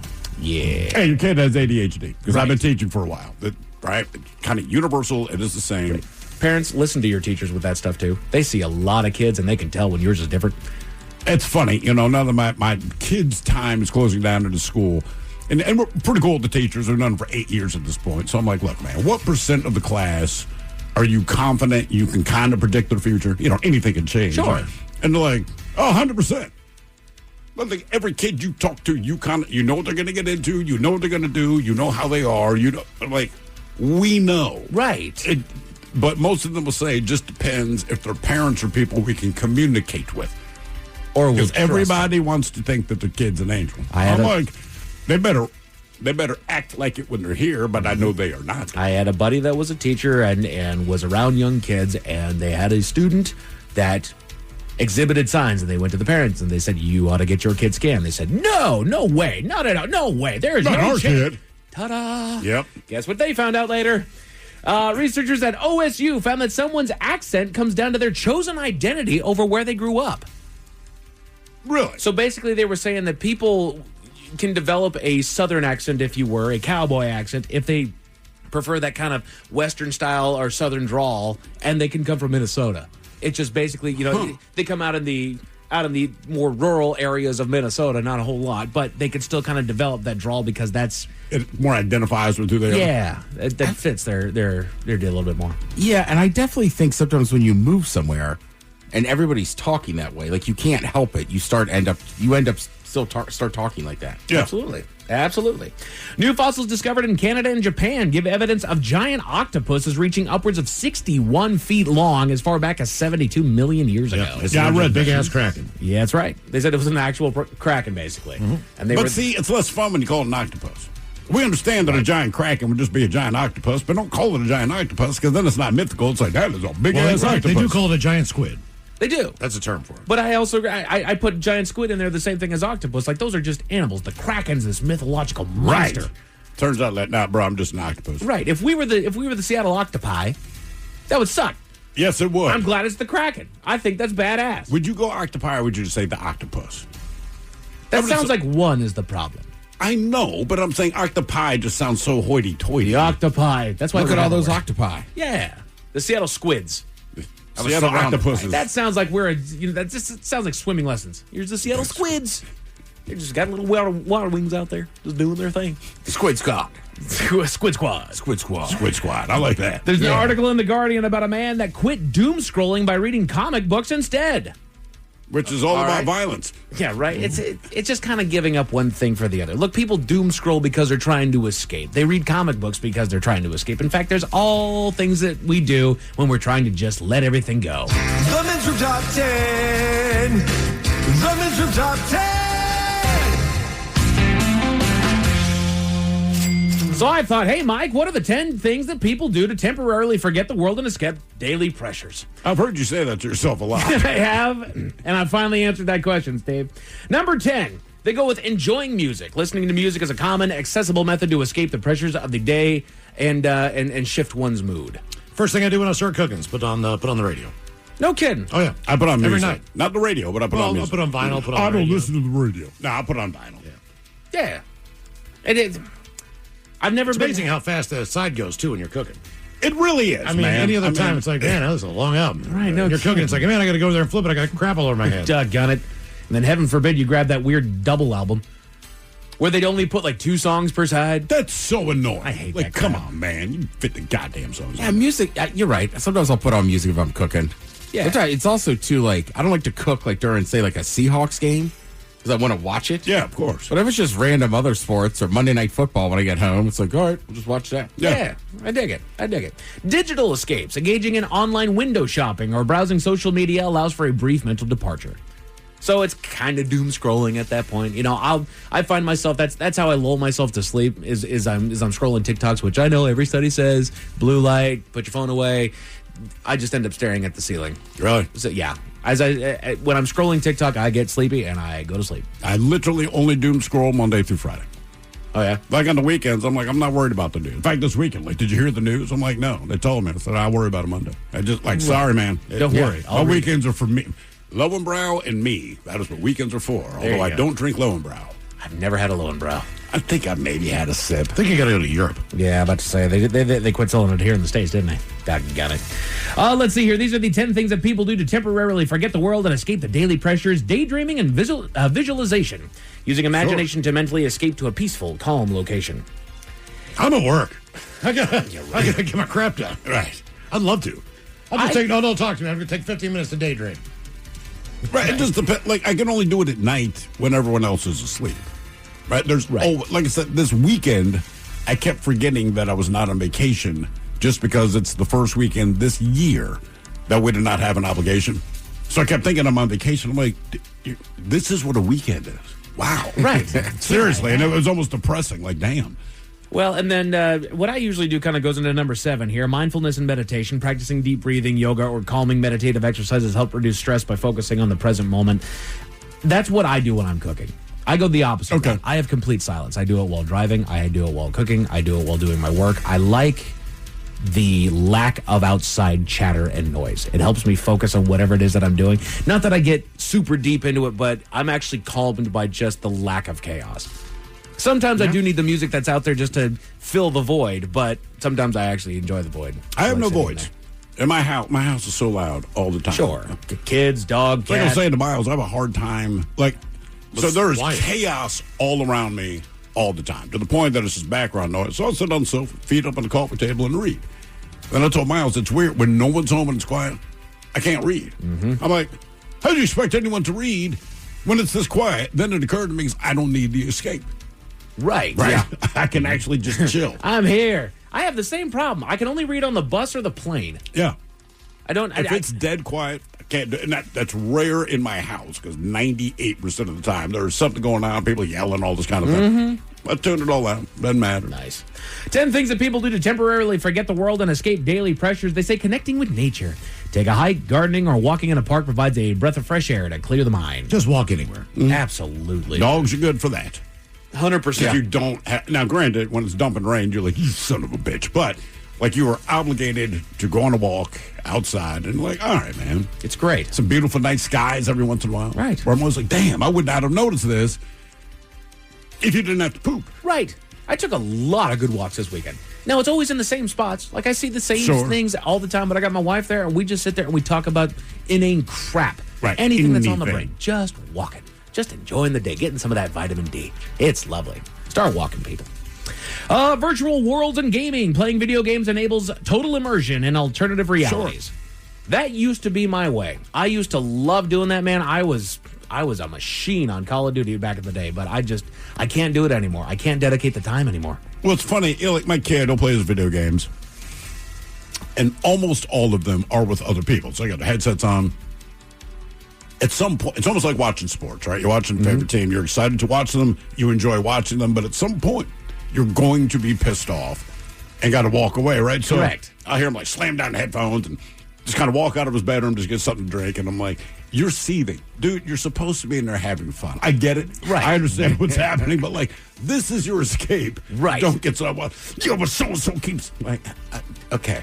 It's a game. Your life is not on the line, buddy. My biggest accomplishment in gaming, I was never good enough to, go pro or do anything like that, right? Be all that competitive. But there was one time I got accused of cheating because I was doing so well. Really? Yes. I was like, all right, that's my crowning achievement right there. I did great. I mean, that's part of gaming. Yeah. The frustration that comes along with it. Yeah, I mean, I remember my brother and I, we were kids, and we got that Nintendo, and we got Contra. Yeah. We had figured out the code so we could get 40 lives or whatever. But we would get so close and then die. And I just remember him throwing the controller. They were attached to they still had a cord. But I mean, honestly, to this day, it might be the most angry I remember us being together about the same thing. Yep. Yeah, but that's always my thing. I'm like, look, the better you are at something, the angrier you're going to get. So, Miles, you're more likely to throw a golf club than me. If I make contact with the ball, I'm happy. I'll enjoy bowling. I'm not good. So even if I throw a gutter, but I don't throw two in a row, I'm still having fun. There you Darts, go. I didn't hit the wall. I hit the board. I'm having fun. Any of those things. But the guys that are good at it, I mean, they just freak out. And I'm like, dude, you bowled a 288. Right. You know what I mean? What are you upset about? Wow. Okay. Way to have fun. Engaging in hobbies, focusing on creative tasks such as painting, knitting, or 3D printing requires deep attention, distracting from everyday worries. Sure. So yeah, find a hobby. Find a hobby. Physical exercise, activities like running, dancing, hitting a tennis ball. They help release endorphins and shift focus from mental stress to physical exertion. Miles, I'd put your golf right in along with that. That's why I do it. Yeah. Because I'm going to walk 8 miles. Right. I'm going to take my bag with me. I'm not in a cart. And by the time I'm done, I just get it all out. Hell yeah. I'm not listening to music out there. I don't throw clubs either. Right. I just have a transfusion, smoke some weed, enjoy the walk. You don't put any music on while you're out there golfing, Miles? It depends. I mean, if you're in an environment where people are listening to music, then I don't mind it, but I don't bring it with me. Okay. Yeah, it's back I to feel nature. I feel like there's two trains of thought on that. 'Cause some people do that, right? They bring a speaker in the cart and they're Sure. playing music. I will say, though, I've seen, people that to me are very calm in normal life just absolutely lose their ass on a golf course. Yes, they do. But it's funny every time. One of my brother's friends, this dude was a great dude. We watched him once throw his entire bag into the pond, to the water. Come on. And he just said, I'm done. My godfather Timmy did it over a bridge, over a river, then realized his car keys and wallet were in his bag. I know. He had to wade into that muddy-ass river in West Virginia, trying to find his bag. It was floated down about 50 yards at that point in time. Oh, God. Yeah, he left his bag in there. He just got his keys and his wallet out. Yeah, our guy, he just had to ride around on the cart all day. Damn. Right, it was only like hole 8.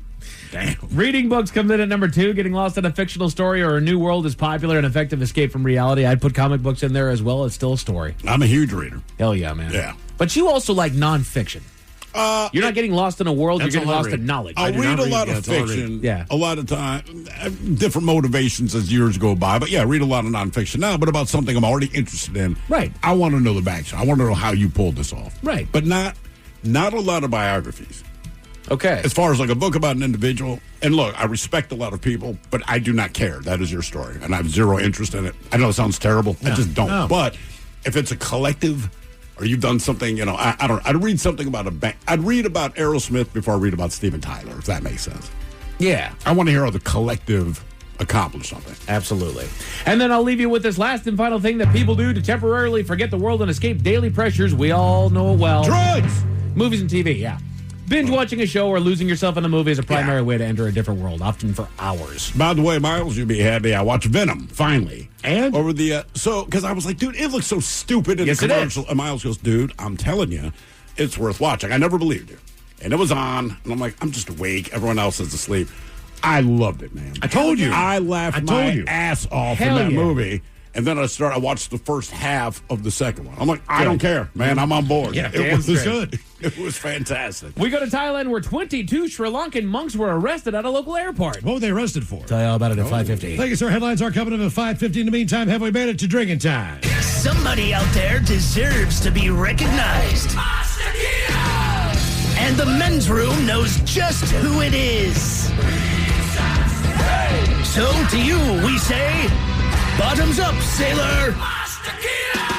You're the toast of our shot of the day. Drink time it is, and as usual, we head to the drink desk and Steve Thrill Hill to find out who we're toasting. Yes, indeed. And today we're going to dedicate today's shot to someone who was a massive fan of the show, the occasional golf partner of one Miles Montgomery. And yes, his name was Anakin because his parents, or his father at least, massive Star Wars fan. It's right there. Anakin passed away, which sucks. I mean, the kid was 19 or 20 years old. I don't care who you are as a parent, man, to have that experience is not something I would hope to have in my life. But he sent an email, just says, look, if you get this, please mention Anakin is loved by his dad, his stepmom, 2 sisters, 3 brothers, and a giant community that he loves, man. Yeah. And I believe it was cardiac arrest, which, again, wonderful human being. Yeah, that young is. That's just brutal. God, it is, man. It is. It really, really is. But today, just keep in mind, if you are a so-called social media influencer, just keep this story in mind. So today we toast 30-year-old Gracia Mendoza of Ocozocoalta, Mexico. Now, earlier this month, she went missing. Her family informed authorities. Police activated what's called an ALBA protocol, which is pretty cool.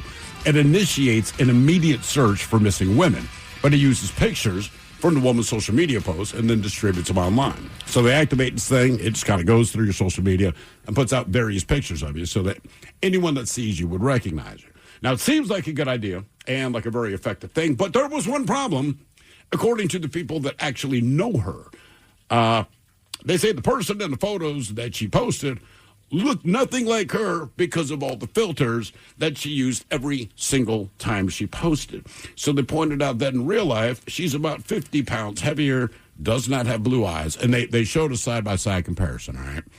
And what she posted online, just a hot chick, right? I mean, just beautiful, all these kinds of things. A real picture was not that. And I will leave it at that. Anyway, they pointed to that in real life, 50 pounds heavier, did not have blue eyes. As a result, no one was able to find her. I mean, no one knew what to look for, okay? Because, again, her friends are like, you can look for this person does not exist. This is all of her filters. The good news is she turned herself into police a few days later. Not sure what the missing thing was. Maybe she was kidnapped. Maybe she got lost, whatever. But, yeah, they posted all these things. I mean, it goes around Mexico, and all of her friends are like, listen, we know her personally, and we're very worried. We want to find her, but those pictures are no good. And even when the cops are like, well, just give us a real picture. Like, there aren't any. That's crazy. I mean, think about that. Like I said, they showed the side-by-side comparison. I'm like, ain't nobody looking for this if that's what they think they're looking for. She might have pissed off the kidnappers. Yeah, no, don't get like, what? This is not who I follow. Get the hell Get out in the of van. here. We're driving you back. It was that significant. So we pour this booze and we drink this booze because we think it's yummy. Yummy. So over the tongue and down the throat to party in our tummies. Down the hola bichola. All right, let's get a contestant on the line now for Profile This, 206-803-ROCK. Profile This is next. Carpal tunnel syndrome, heart failure that doesn't improve with common medicines. These are some signs and symptoms associated with ATTR-CM, or the cardiomyopathy of ATTR amyloidosis, a serious heart condition with symptoms that get worse over time. Amvuttra, vutrisiran, is a prescription medicine given by a healthcare provider that treats ATTR-CM in adults to reduce heart-related death, hospital stays, and urgent visits. In a clinical study, Amvuttra was proven to help people live longer and have fewer heart-related hospital stays and urgent visits over 3 years compared to placebo. Amvuttra lowers the amount of vitamin A in your blood, which can affect vision. Other side effects include pain in the arms or legs, pain in the joints, and shortness of breath. These are not all the possible side effects of Amvuttra. For prescribing information, call 1-833-256-2748 or learn more at amvuttra.com. Ask your doctor about Amvuttra for ATTR-CM. This episode is supported by Ring, because at the end of the day, your home is your sanctuary. And with Ring, it's protected. Whether you're across the house or across the country, keeping an eye on things shouldn't be a mystery. With the battery doorbell, you can keep track of your packages and see more of what's happening at your front door in real time. If you want to make sure your yard is safe at night, the Outdoor Cam Plus delivers a wide field of view and enhanced video clarity with Retinal 2K video. And for the ultimate in detail, you can upgrade to 4K cameras and doorbells featuring Retinal Vision. It gives you ultra-clear footage that actually lets you zoom in without losing those important details. The Ring system is helpful every single day. Like a lot of us, most of our shopping is done online. There's a certain peace of mind that comes with knowing exactly when a package arrives while you're busy at work or running errands. It's not just about the technology. It's about the relief of knowing your home is secure. It's incredibly easy to set up, and it gives you that extra layer of protection for what matters most. Your door, your yard, your home, your peace of mind. With Ring, it's protected. Shop cameras, doorbells, and more right now at ring.com. Nerds! Today's episode is sponsored by NerdWallet's Smart Money Podcast. Ever Google a money question and end up 12 tabs deep with 12 different answers? This podcast is your shortcut back to clarity. NerdWallet's Smart Money Podcast breaks down financial decisions with a team of trusted journalists. They explain the why behind decisions like investing, home buying, and choosing credit cards with clear research-backed insights. No jargon, no misinformation. Make your next financial move with confidence. Follow NerdWallet's Smart Money Podcast on your favorite podcast app. Whoa. Okay, this one says you get a free phone if you switch. Hey, this one also says you get a free phone if you switch. Yeah, they all do, hon. Wait. The T-Mobile one says families saved over $3,700 versus the other big guys in the past 5 years. And their experience plans have Netflix included, plus a year of Dash Pass by DoorDash. Hang on, let me see that.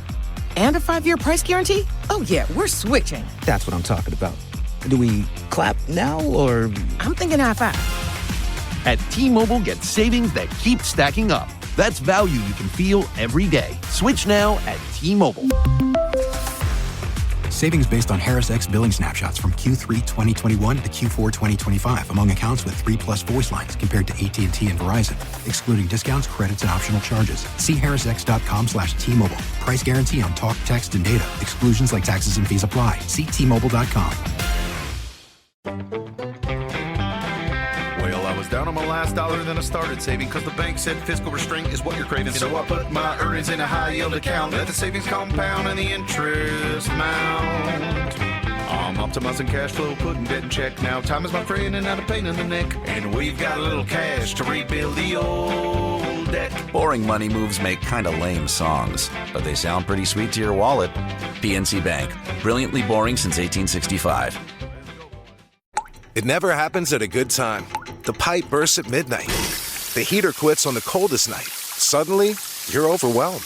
That's when HomeServe is here. For $4.99 a month, you're never alone. Just call their 24/7 hotline and a local pro is on the way. Trusted by millions, HomeServe delivers peace of mind when you need it most. For plans starting at just $4.99 a month, go to HomeServe.com. That's HomeServe.com. Not available everywhere. Most plans range between $4.99 to $11.99 a month your first year. Terms apply on covered repairs. As a woman entrepreneur, you know that every connection counts, whether it's with your customers, your team, or your community. Spectrum Business is here to help you build those connections stronger and faster. Imagine running your business with fast, reliable, fiber-powered internet so you can stay connected to customers, employees, and vendors without having to worry. We know flexibility matters. That's why select Spectrum Business packages come with a 3-year price guarantee, so you can focus on running your business. Plus, enjoy savings on internet, phone, TV, and mobile services when you bundle, all with a 30-day money-back guarantee and no long-term contracts. With Spectrum Business, you get more than just internet. You get support with 100% U.S.-based customer service, real people who understand small business, ready 24/7 to help you stay up and running.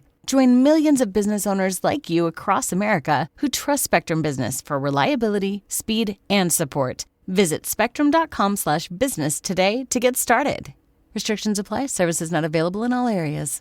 Just got a new puppy or kitten? Congrats, but also, yikes. Between crates, beds, toys, treats, and those first few vet visits, you've probably already dropped a small fortune, which is where Lemonade Pet Insurance comes in. It helps cover vet costs so you can focus on what's best for your new pet. The coverage is customizable, sign-up is quick and easy, and your claims are handled in as little as 3 seconds. Pro tip, Lemonade offers a package specifically for puppies and kittens. Get a quote at lemonade.com/pet. Your future self will thank you. Your pet won't. They don't know what insurance is. The Men's Room presents Profile This. And Stephen Throwhook completes everyone on Profile This is played. I sure can, Miles. It's a simple game where we share with you a real-life news story, something that happened right here on planet Earth. And as you listen to the story, based on the stereotypes you believe to be true of people and the decisions that people make, we'll ask you what it is you think makes the story a story. Hello, Alex. Welcome to the Men's Room. Hola. Hola. All right, Alex, you understand how this here game is played? I do. I miss the old version, but I am happy to play this one. Well, I'm glad that you're happy to play this one because this is the one we have for you. Now, today, you have a choice of one of 3 categories. We offer you the wonderful world of drugs.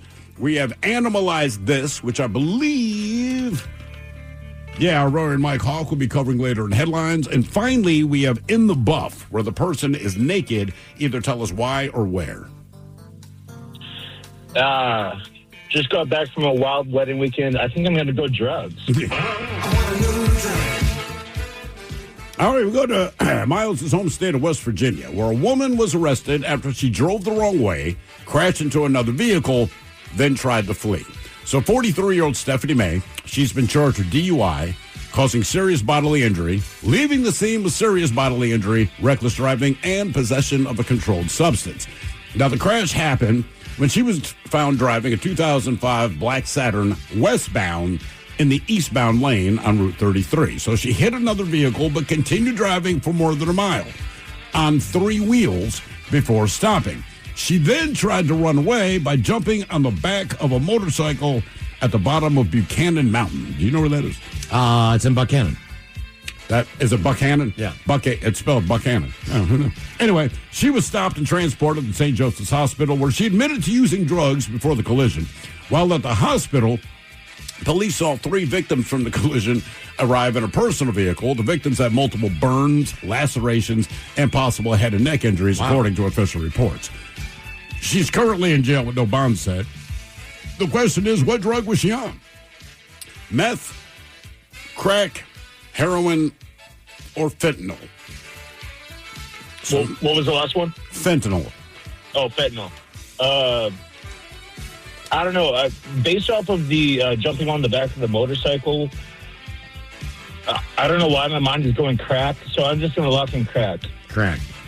Okay. The one thing they never specified, it says she jumped on the back of a motorcycle. And I'm like, was someone else already on the motorcycle and she tried to get away? Yeah, probably. I don't know. I was trying to picture what was going on there. I'm going to go meth.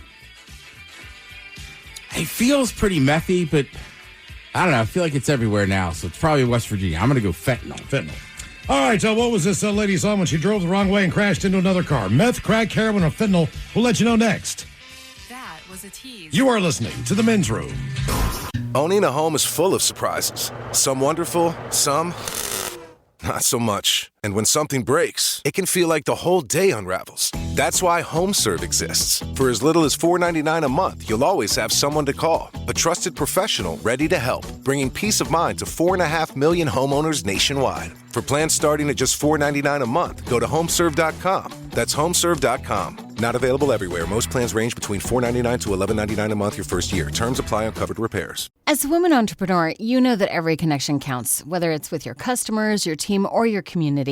Spectrum Business is here to help you build those connections stronger and faster. Imagine running your business with fast, reliable, fiber-powered internet so you can stay connected to customers, employees, and vendors without having to worry. We know flexibility matters. That's why select Spectrum Business packages come with a 3-year price guarantee, so you can focus on running your business. Plus, enjoy savings on internet, phone, TV, and mobile services when you bundle, all with a 30-day money-back guarantee and no long-term contracts. With Spectrum Business, you get more than just internet. You get support with 100% US-based customer service. Real people who understand small business. Ready 24/7 to help you stay up and running. Join millions of business owners like you across America who trust Spectrum Business for reliability, speed, and support. Visit spectrum.com/business today to get started. Restrictions apply. Services not available in all areas. If you're the proud parent of a puppy or kitten, you know you can't pet-proof your entire life. There simply isn't a sock drawer high enough or a couch cover thick enough. But you can pet-proof your wallet with Lemonade Pet Insurance. Whether it's an unexpected accident or a routine checkup, Lemonade can cover up to 90% of the bill. Plus, they can handle claims in as little as 2 seconds. So before you turn into a complete helicopter pet parent, get a quote at lemonade.com/pet. Category is drugs on Profile This. We had a West Virginia woman. She was arrested after she drove the wrong way on drugs. Hit another car, ended up injuring 3 other people. And she drove away on 3 tires for a mile or so. Then tried to hop on a motorcyclist back of his ride there. And she was on drugs. Question is, was she on meth, crack, heroin, or fentanyl? And, Alex, that is the very question that we posed to you.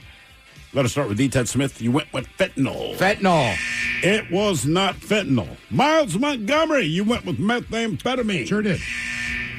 Now, Alex, you went with crack, but I'm looking at the YouTube comments here and says it's probably not heroin. However, I'm going heroin because one thing no one else said, and knowing Thrill, it's hilariously the least likely. I resent that. However, it was heroin. Sorry, Alex, it was not crack. Heroin, huh?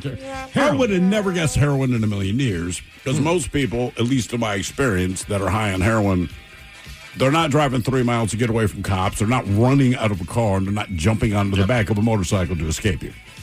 But that's that West Virginia heroin, Miles. That's right. That's good stuff. The hillbilly heroin. He was whacked out. Now for all TV news all the time, and it's time for TV Time with Ted. And now, because your pathetic life is confined to countless hours in front of a talking box, the Men's Room presents TV Time with Ted. Does anybody in here watch Euphoria? I have not. My wife does. All right. Obviously, there's a lot of different scenes in that movie. Sydney Sweeney, this is where she got kind of famous and popular, and she does some... Basically, this season, there is a storyline is that she's an OnlyFans model, right? But not shocking. I'm not shocked. So I guess there was a shot where she's like dressed up as a baby, but it's for her OnlyFans. So all the other OnlyFans, like actual OnlyFans women were like, hey man, like we don't do that. Like that's pretty twisted and sick. Yeah. But one girl that does OnlyFans, she kind of came out to her defense. She said, Euphoria gave the platform free promotion, helps shine a light on the job. She hopes it'll bring more subscribers, more money, especially recreating Sydney Sweeney's dog outfit. But, of course, she does say, like, hey, I'm not dressing up as a baby. That was obviously fictional because it was in the show. She's like, most of the girls would never do that. That's just weird. No, you don't have to. Just keep doing what you do. Like I said, call attention on what you do, so. I'm always on this theory. People are lying to each other. I don't know anybody that subscribes to one, but these girls are making millions and have all these subscribers. You know what I mean? Somebody's subscribing to that I know. Right. It's like nobody likes Nickelback, but they sell 10 million copies. Like, well, it's a world audience as well. Yeah, that's true. It is. And maybe it's younger. I'm just like... I would guess older.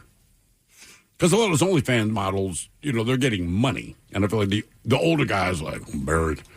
Kids are out of the house. This is what I do. I'll send you money. Yeah, it might be. Like, I don't know. I'm just so. I feel like younger kids are just porn. Maybe OnlyFans. I don't know. I'll ask my kids tonight. Yeah. I just think statistically, I'm just like, there's so many people watching this content. You gotta know. Right, they gotta be out there. Yeah, you know what? Speaking with kind of sexual stuff here, Adam Sandler told about an interaction he had with Gene Simmons and his tongue in a 2019 interview. Right? Adam said at one of his Christmas parties, he was on stage with Gene Simmons playing a Kiss song when Gene pulled out his 7-incher tongue. Yeah. He loves talking about it. He says, Gene, quote, gave him a couple of licks and I took it like a man. Does that mean you punched him? I don't know, but Gene Simmons, of course, because he's Gene Simmons, has come out now, years later, and said He said Adam was the host of a charity event, and, quote, Adam's there because he's a huge rock fan, jumping up and down, and somebody was taking a photo of us. I wanted to turn Adam into my bitch, so I stuck my tongue almost down his throat. Like, what is wrong with him? It's been exactly the same. As long as we have been aware of who he is, 50 years, that is who he is. I think you sum it up with he's a douchebag. Right, longer. You can read very any of his self-important. quotes. Yeah, very. He's a definition of narcissist. Mm-hmm. It just seems crazy, too, to even, like, say that comment out I'm loud. make her my bitch. Or I'm Gene Simmons. I'm known for my tongue. I had a gag with a comedian. That would be most people's normal response, but he can't do that. All right. I'm just like, also, I don't know. Like, you're kissing him. I don't know how that, whatever. I think Adam Sandler's like, why would he say that? From Kiss. You've been kissed. Yeah. You're my bitch now. Yeah, I'm just like, yeah, that's crazy. Ranker list asks people voting on best animated movies of the 90s. A lot of them, obviously, are going to be Disney. Yeah, Mike, you know what? I've been sitting on this list for a few days because I was like, I got to wait till Mike's back because he's the only one I'm... Hell yeah, I got you, man. Of the 90s. Of the 90s. Can we guess? It's top 10.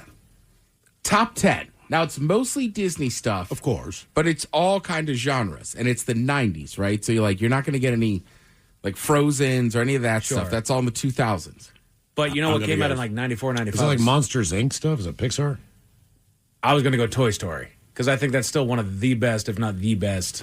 For my money, it's Pixar the movies. best, yeah. Toy Story, number one on the list. Thank you. Thank you. Came out in 95. God, it's been that long. Oh, yeah.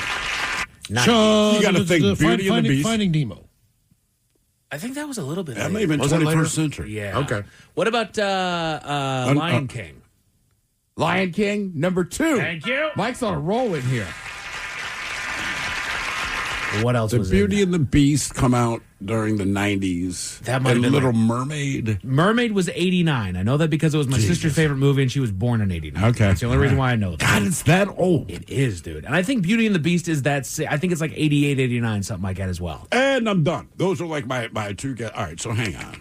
Well, I Uh-oh. wouldn't give up on it that quickly. Beauty and the Beast. 91. Okay. All right. That's number 4 on the list. Little Mermaid was definitely before that because, I mean, I had a flounder Christmas ornament. Attaboy. Oh.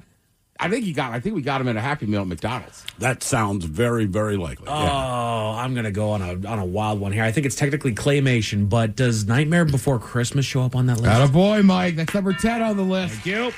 These are the top 10 animated movies of the 90s. That is ranked. Mike, this is the category you need in Jeopardy during Double Jeopardy. Because I would just say, he's about to win the whole thing. A good one from the YouTube over there, Aladdin. That one came out of there, and that was a great movie. I love that one. Yep, Aladdin was 92. Yep. That's number 3 on the list. How many more Disney movies do we have? Ooh, well, I'll just give you 2. Toy Story 2 is also on the list. Okay, Toy Story 2. fair enough. Okay, yeah, that introduced the rest of the characters, if you will. I don't know that they're all Disney movies. Right. I'm sure they are. There's probably some DreamWorks in there, like Road to El Dorado might be on there. Not Road to El Dorado. Okay. Try to think of strong stuff. Strong. Oh, Hercules showed up. Hercules made the list at number 6. Hercules. I did enjoy that one.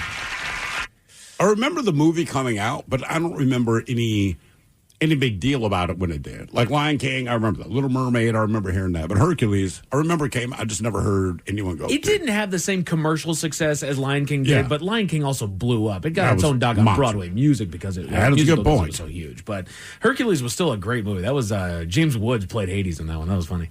I'm with you, and like, I don't know. Like, I remember Toy Story, Lion King super well.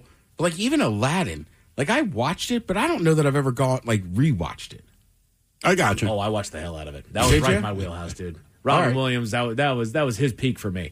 Other than Mrs. Doubtfire.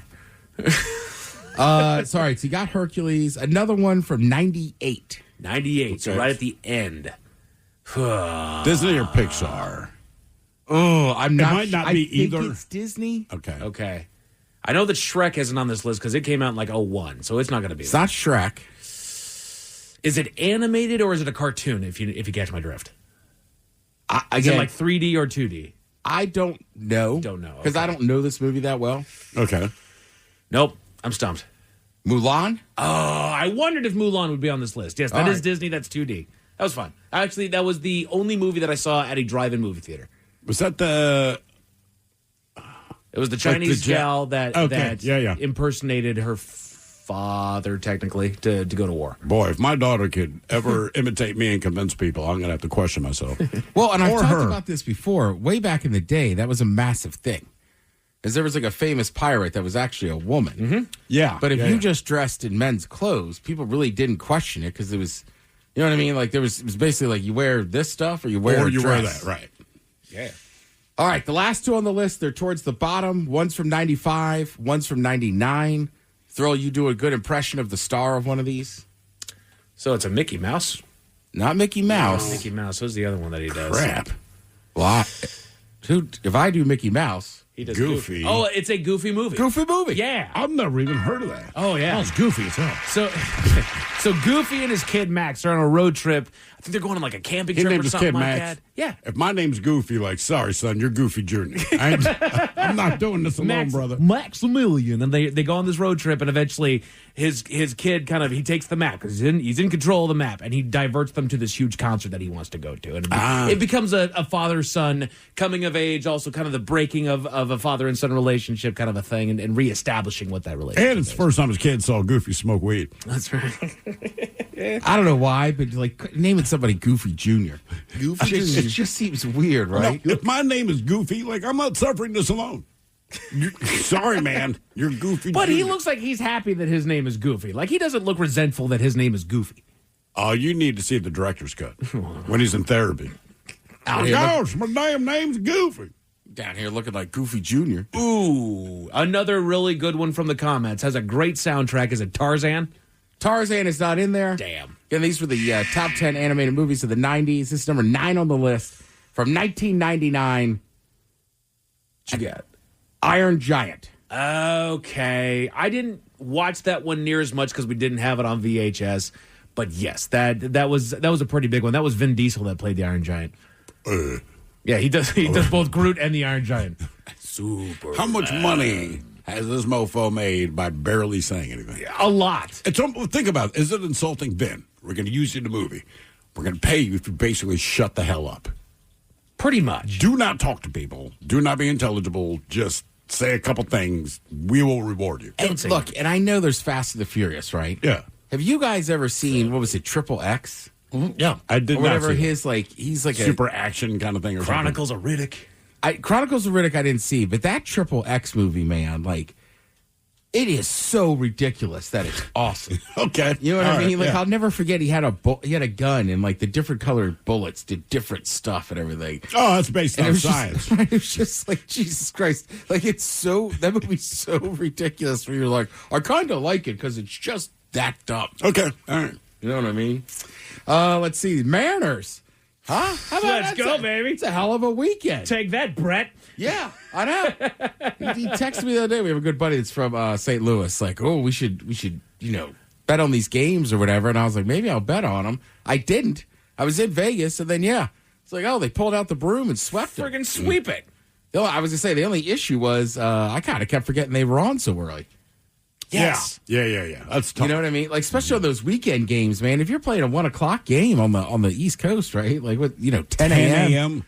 Right. You don't think baseball at 10 o'clock in the morning? Because I don't.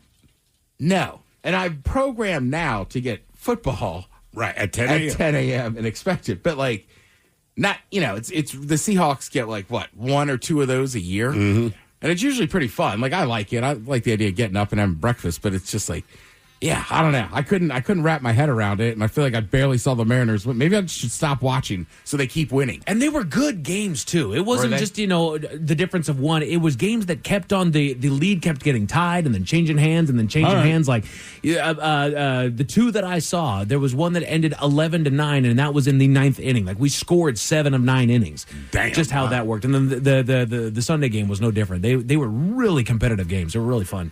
For all the Swifties out there, you can watch American Idol night. It's Taylor Swift night. Oh, it is. Yeah. Fantastic. So we have that to look forward to. Yeah, forget playoff sports. Thank you, Tim. We appreciate it. You're listening to The Men's Room. Room returns with Miles and Thrill. Now, let's see what's happening in the real world. All right, here we go. A Louisiana restaurant is being investigated after roadkill was found in their freezer. Meanwhile, a pastor who lives in the villages in Florida takes on a second wife to love and to squeeze her. Tourist in Egypt dies after a cobra climbs up his pants. 82 monks arrested at airport with 22 monks arrested. Thank you. With 242 pounds of plants. And today's rescued animal is a dog stuck on the 13th floor on a ledge. It is time for your headlines. Now, it's time to hit the headlines. Here's my cop. All right, our top story, we're going to Thailand, where you never know what people have in their luggage. At the local airport, a major drug smuggling operation was busted in action. 22 people were stopped by authorities on suspicion of smuggling kush through the airport. Their suspicions were confirmed after a search of their luggage found that each of them had roughly 11 pounds of cannabis stowed away behind false walls on their suitcases. All of them were taken before a magistrate later that day, but that's the reason why 22 Sri Lankan monks were arrested at a Thailand airport. All right, good for them. They believe it was the largest single detection of kush at the country's main airport. Probably. That's a lot of weed. Yeah, yeah, it is. I mean, that's hard to say, like, oh, we just like to smoke. Like, yeah, you're for personal consumption. Now, with 22 of them doing it, like, are they just taking it back to the temple to hang out with it later? No, probably distribute to whoever. Yeah, probably. If it's 22 of them, that means 50 of them are responsible. They just call it 22. And they're monks. So in theory, they might have been doing this for a while. Oh, yeah. Well, that's my belief. Yeah. Yeah. Mm-hmm. Did you ever get pulled over the first time you sped? Probably not. Correct. Not to be outdone, a Christian leader in Florida is making headlines for his new life direction. He, like several others, updated his profile on Facebook, changing his relationship status to married, and posted a picture of his beautiful new wife. He remarked with gratitude for all wonderful comments from his friends and declared that his, quote, beautiful and talented wife, Mrs. Williams, is saved for real. Praise God. But some folks who know a thing or two about our man raised some questions that eventually led to an investigation by authorities. In the end, they determined that our Christian leader had indeed broken the law because he was already legally married at the time of marrying his new lady. Uh-oh. He was arrested and now faces charges for bigamy. Yeah, because that's illegal. Yeah, that's not okay. You can't just leave the old life in the dust, man. You gotta solve that before you move over here. Also, don't post online. No kidding. And he's old enough to know that. Right. That means he is stupid. Don't post your illegal activity online. I don't. Correct. I talk about it here on the radio. That's right. Peter the Mind. It never happened. That never happened. To Louisiana, where a local restaurant got caught with some bad optics. Authorities were called after a customer at the restaurant witnessed employees out behind the building skinning what they believed to be a deer. Police arrived on the scene and investigated, confirming both that it was indeed a deer and that it was being processed, and that it had been found on the side of the road and brought back to the restaurant. They grabbed roadkill is basically what that says. Brother, I cooked for a year in New Orleans. And honest to God, that would be one of the least offensive violations that I saw when I was there. Did you actually have somebody grab and process roadkill while you were at The difference between this story and the things I saw is they did not serve this to their customers. No. I'll leave it at the things I saw were part of. You did not know they were on the menu, but that's what went out the door, and you ate. My guess is one of the employees in the kitchen was on their way into work. Probably. Yeah. They're a hunter. They saw the deer. They picked it up. They figured, we'll skin it real quick. I'll just throw it in the freezer. I'll take it home when I'm done with my shift. I guarantee that's the thing. The restaurant had no intent to serve. Yeah, it's just convenience. Let's see here. The investigation also located the animal, as you said, inside of the restaurant freezer next to food intended to be served to customers. Now, the Department of Wildlife and Fisheries, as well as the Department of Health, are both launching investigations into the restaurant, who posted a message to potential customers assuring them that the deer was not served to customers, nor was it intended to be, though admit that it was improperly stored. They're cooperating with law enforcement and hope to be opened back up soon. No charges have been filed, Miles. I fully agree. That's exactly what I thought, too. Yeah. Somebody grabbed it. It was, probably even hit it themselves. Maybe. I mean, like I said, I don't think they had any ill intent or anything like that. No. And I get it's convenient. The news to me, the headline is that Louisiana has a Department of Health. Right. I've cooking there for a year. Like I said, just some of the things I saw, which I won't tell you, so you can continue to enjoy the food. I'm like, that would be one of the least offensive things. Right. Yeah. Right. Honestly, like, hey, man, I'm just going to store it here. Don't care. Let's see here. Wild story out of the UK. It turns out that you need to be careful who you trust your estate to. After passing away, a man's will went into effect, with his home being sold and the proceeds expected to be evenly distributed among his family. What actually transpired was that the executor went rogue, declaring that he could do whatever he wanted as executor of the will and kept all of the £116,000 for himself. He then splurged, spending thousands on a birthday bash, giving some to the family battling medical issues, and even prize horse semen. He was eventually arrested and faces some serious charges. I'll keep the money. I'll let you guys divide up the horse semen.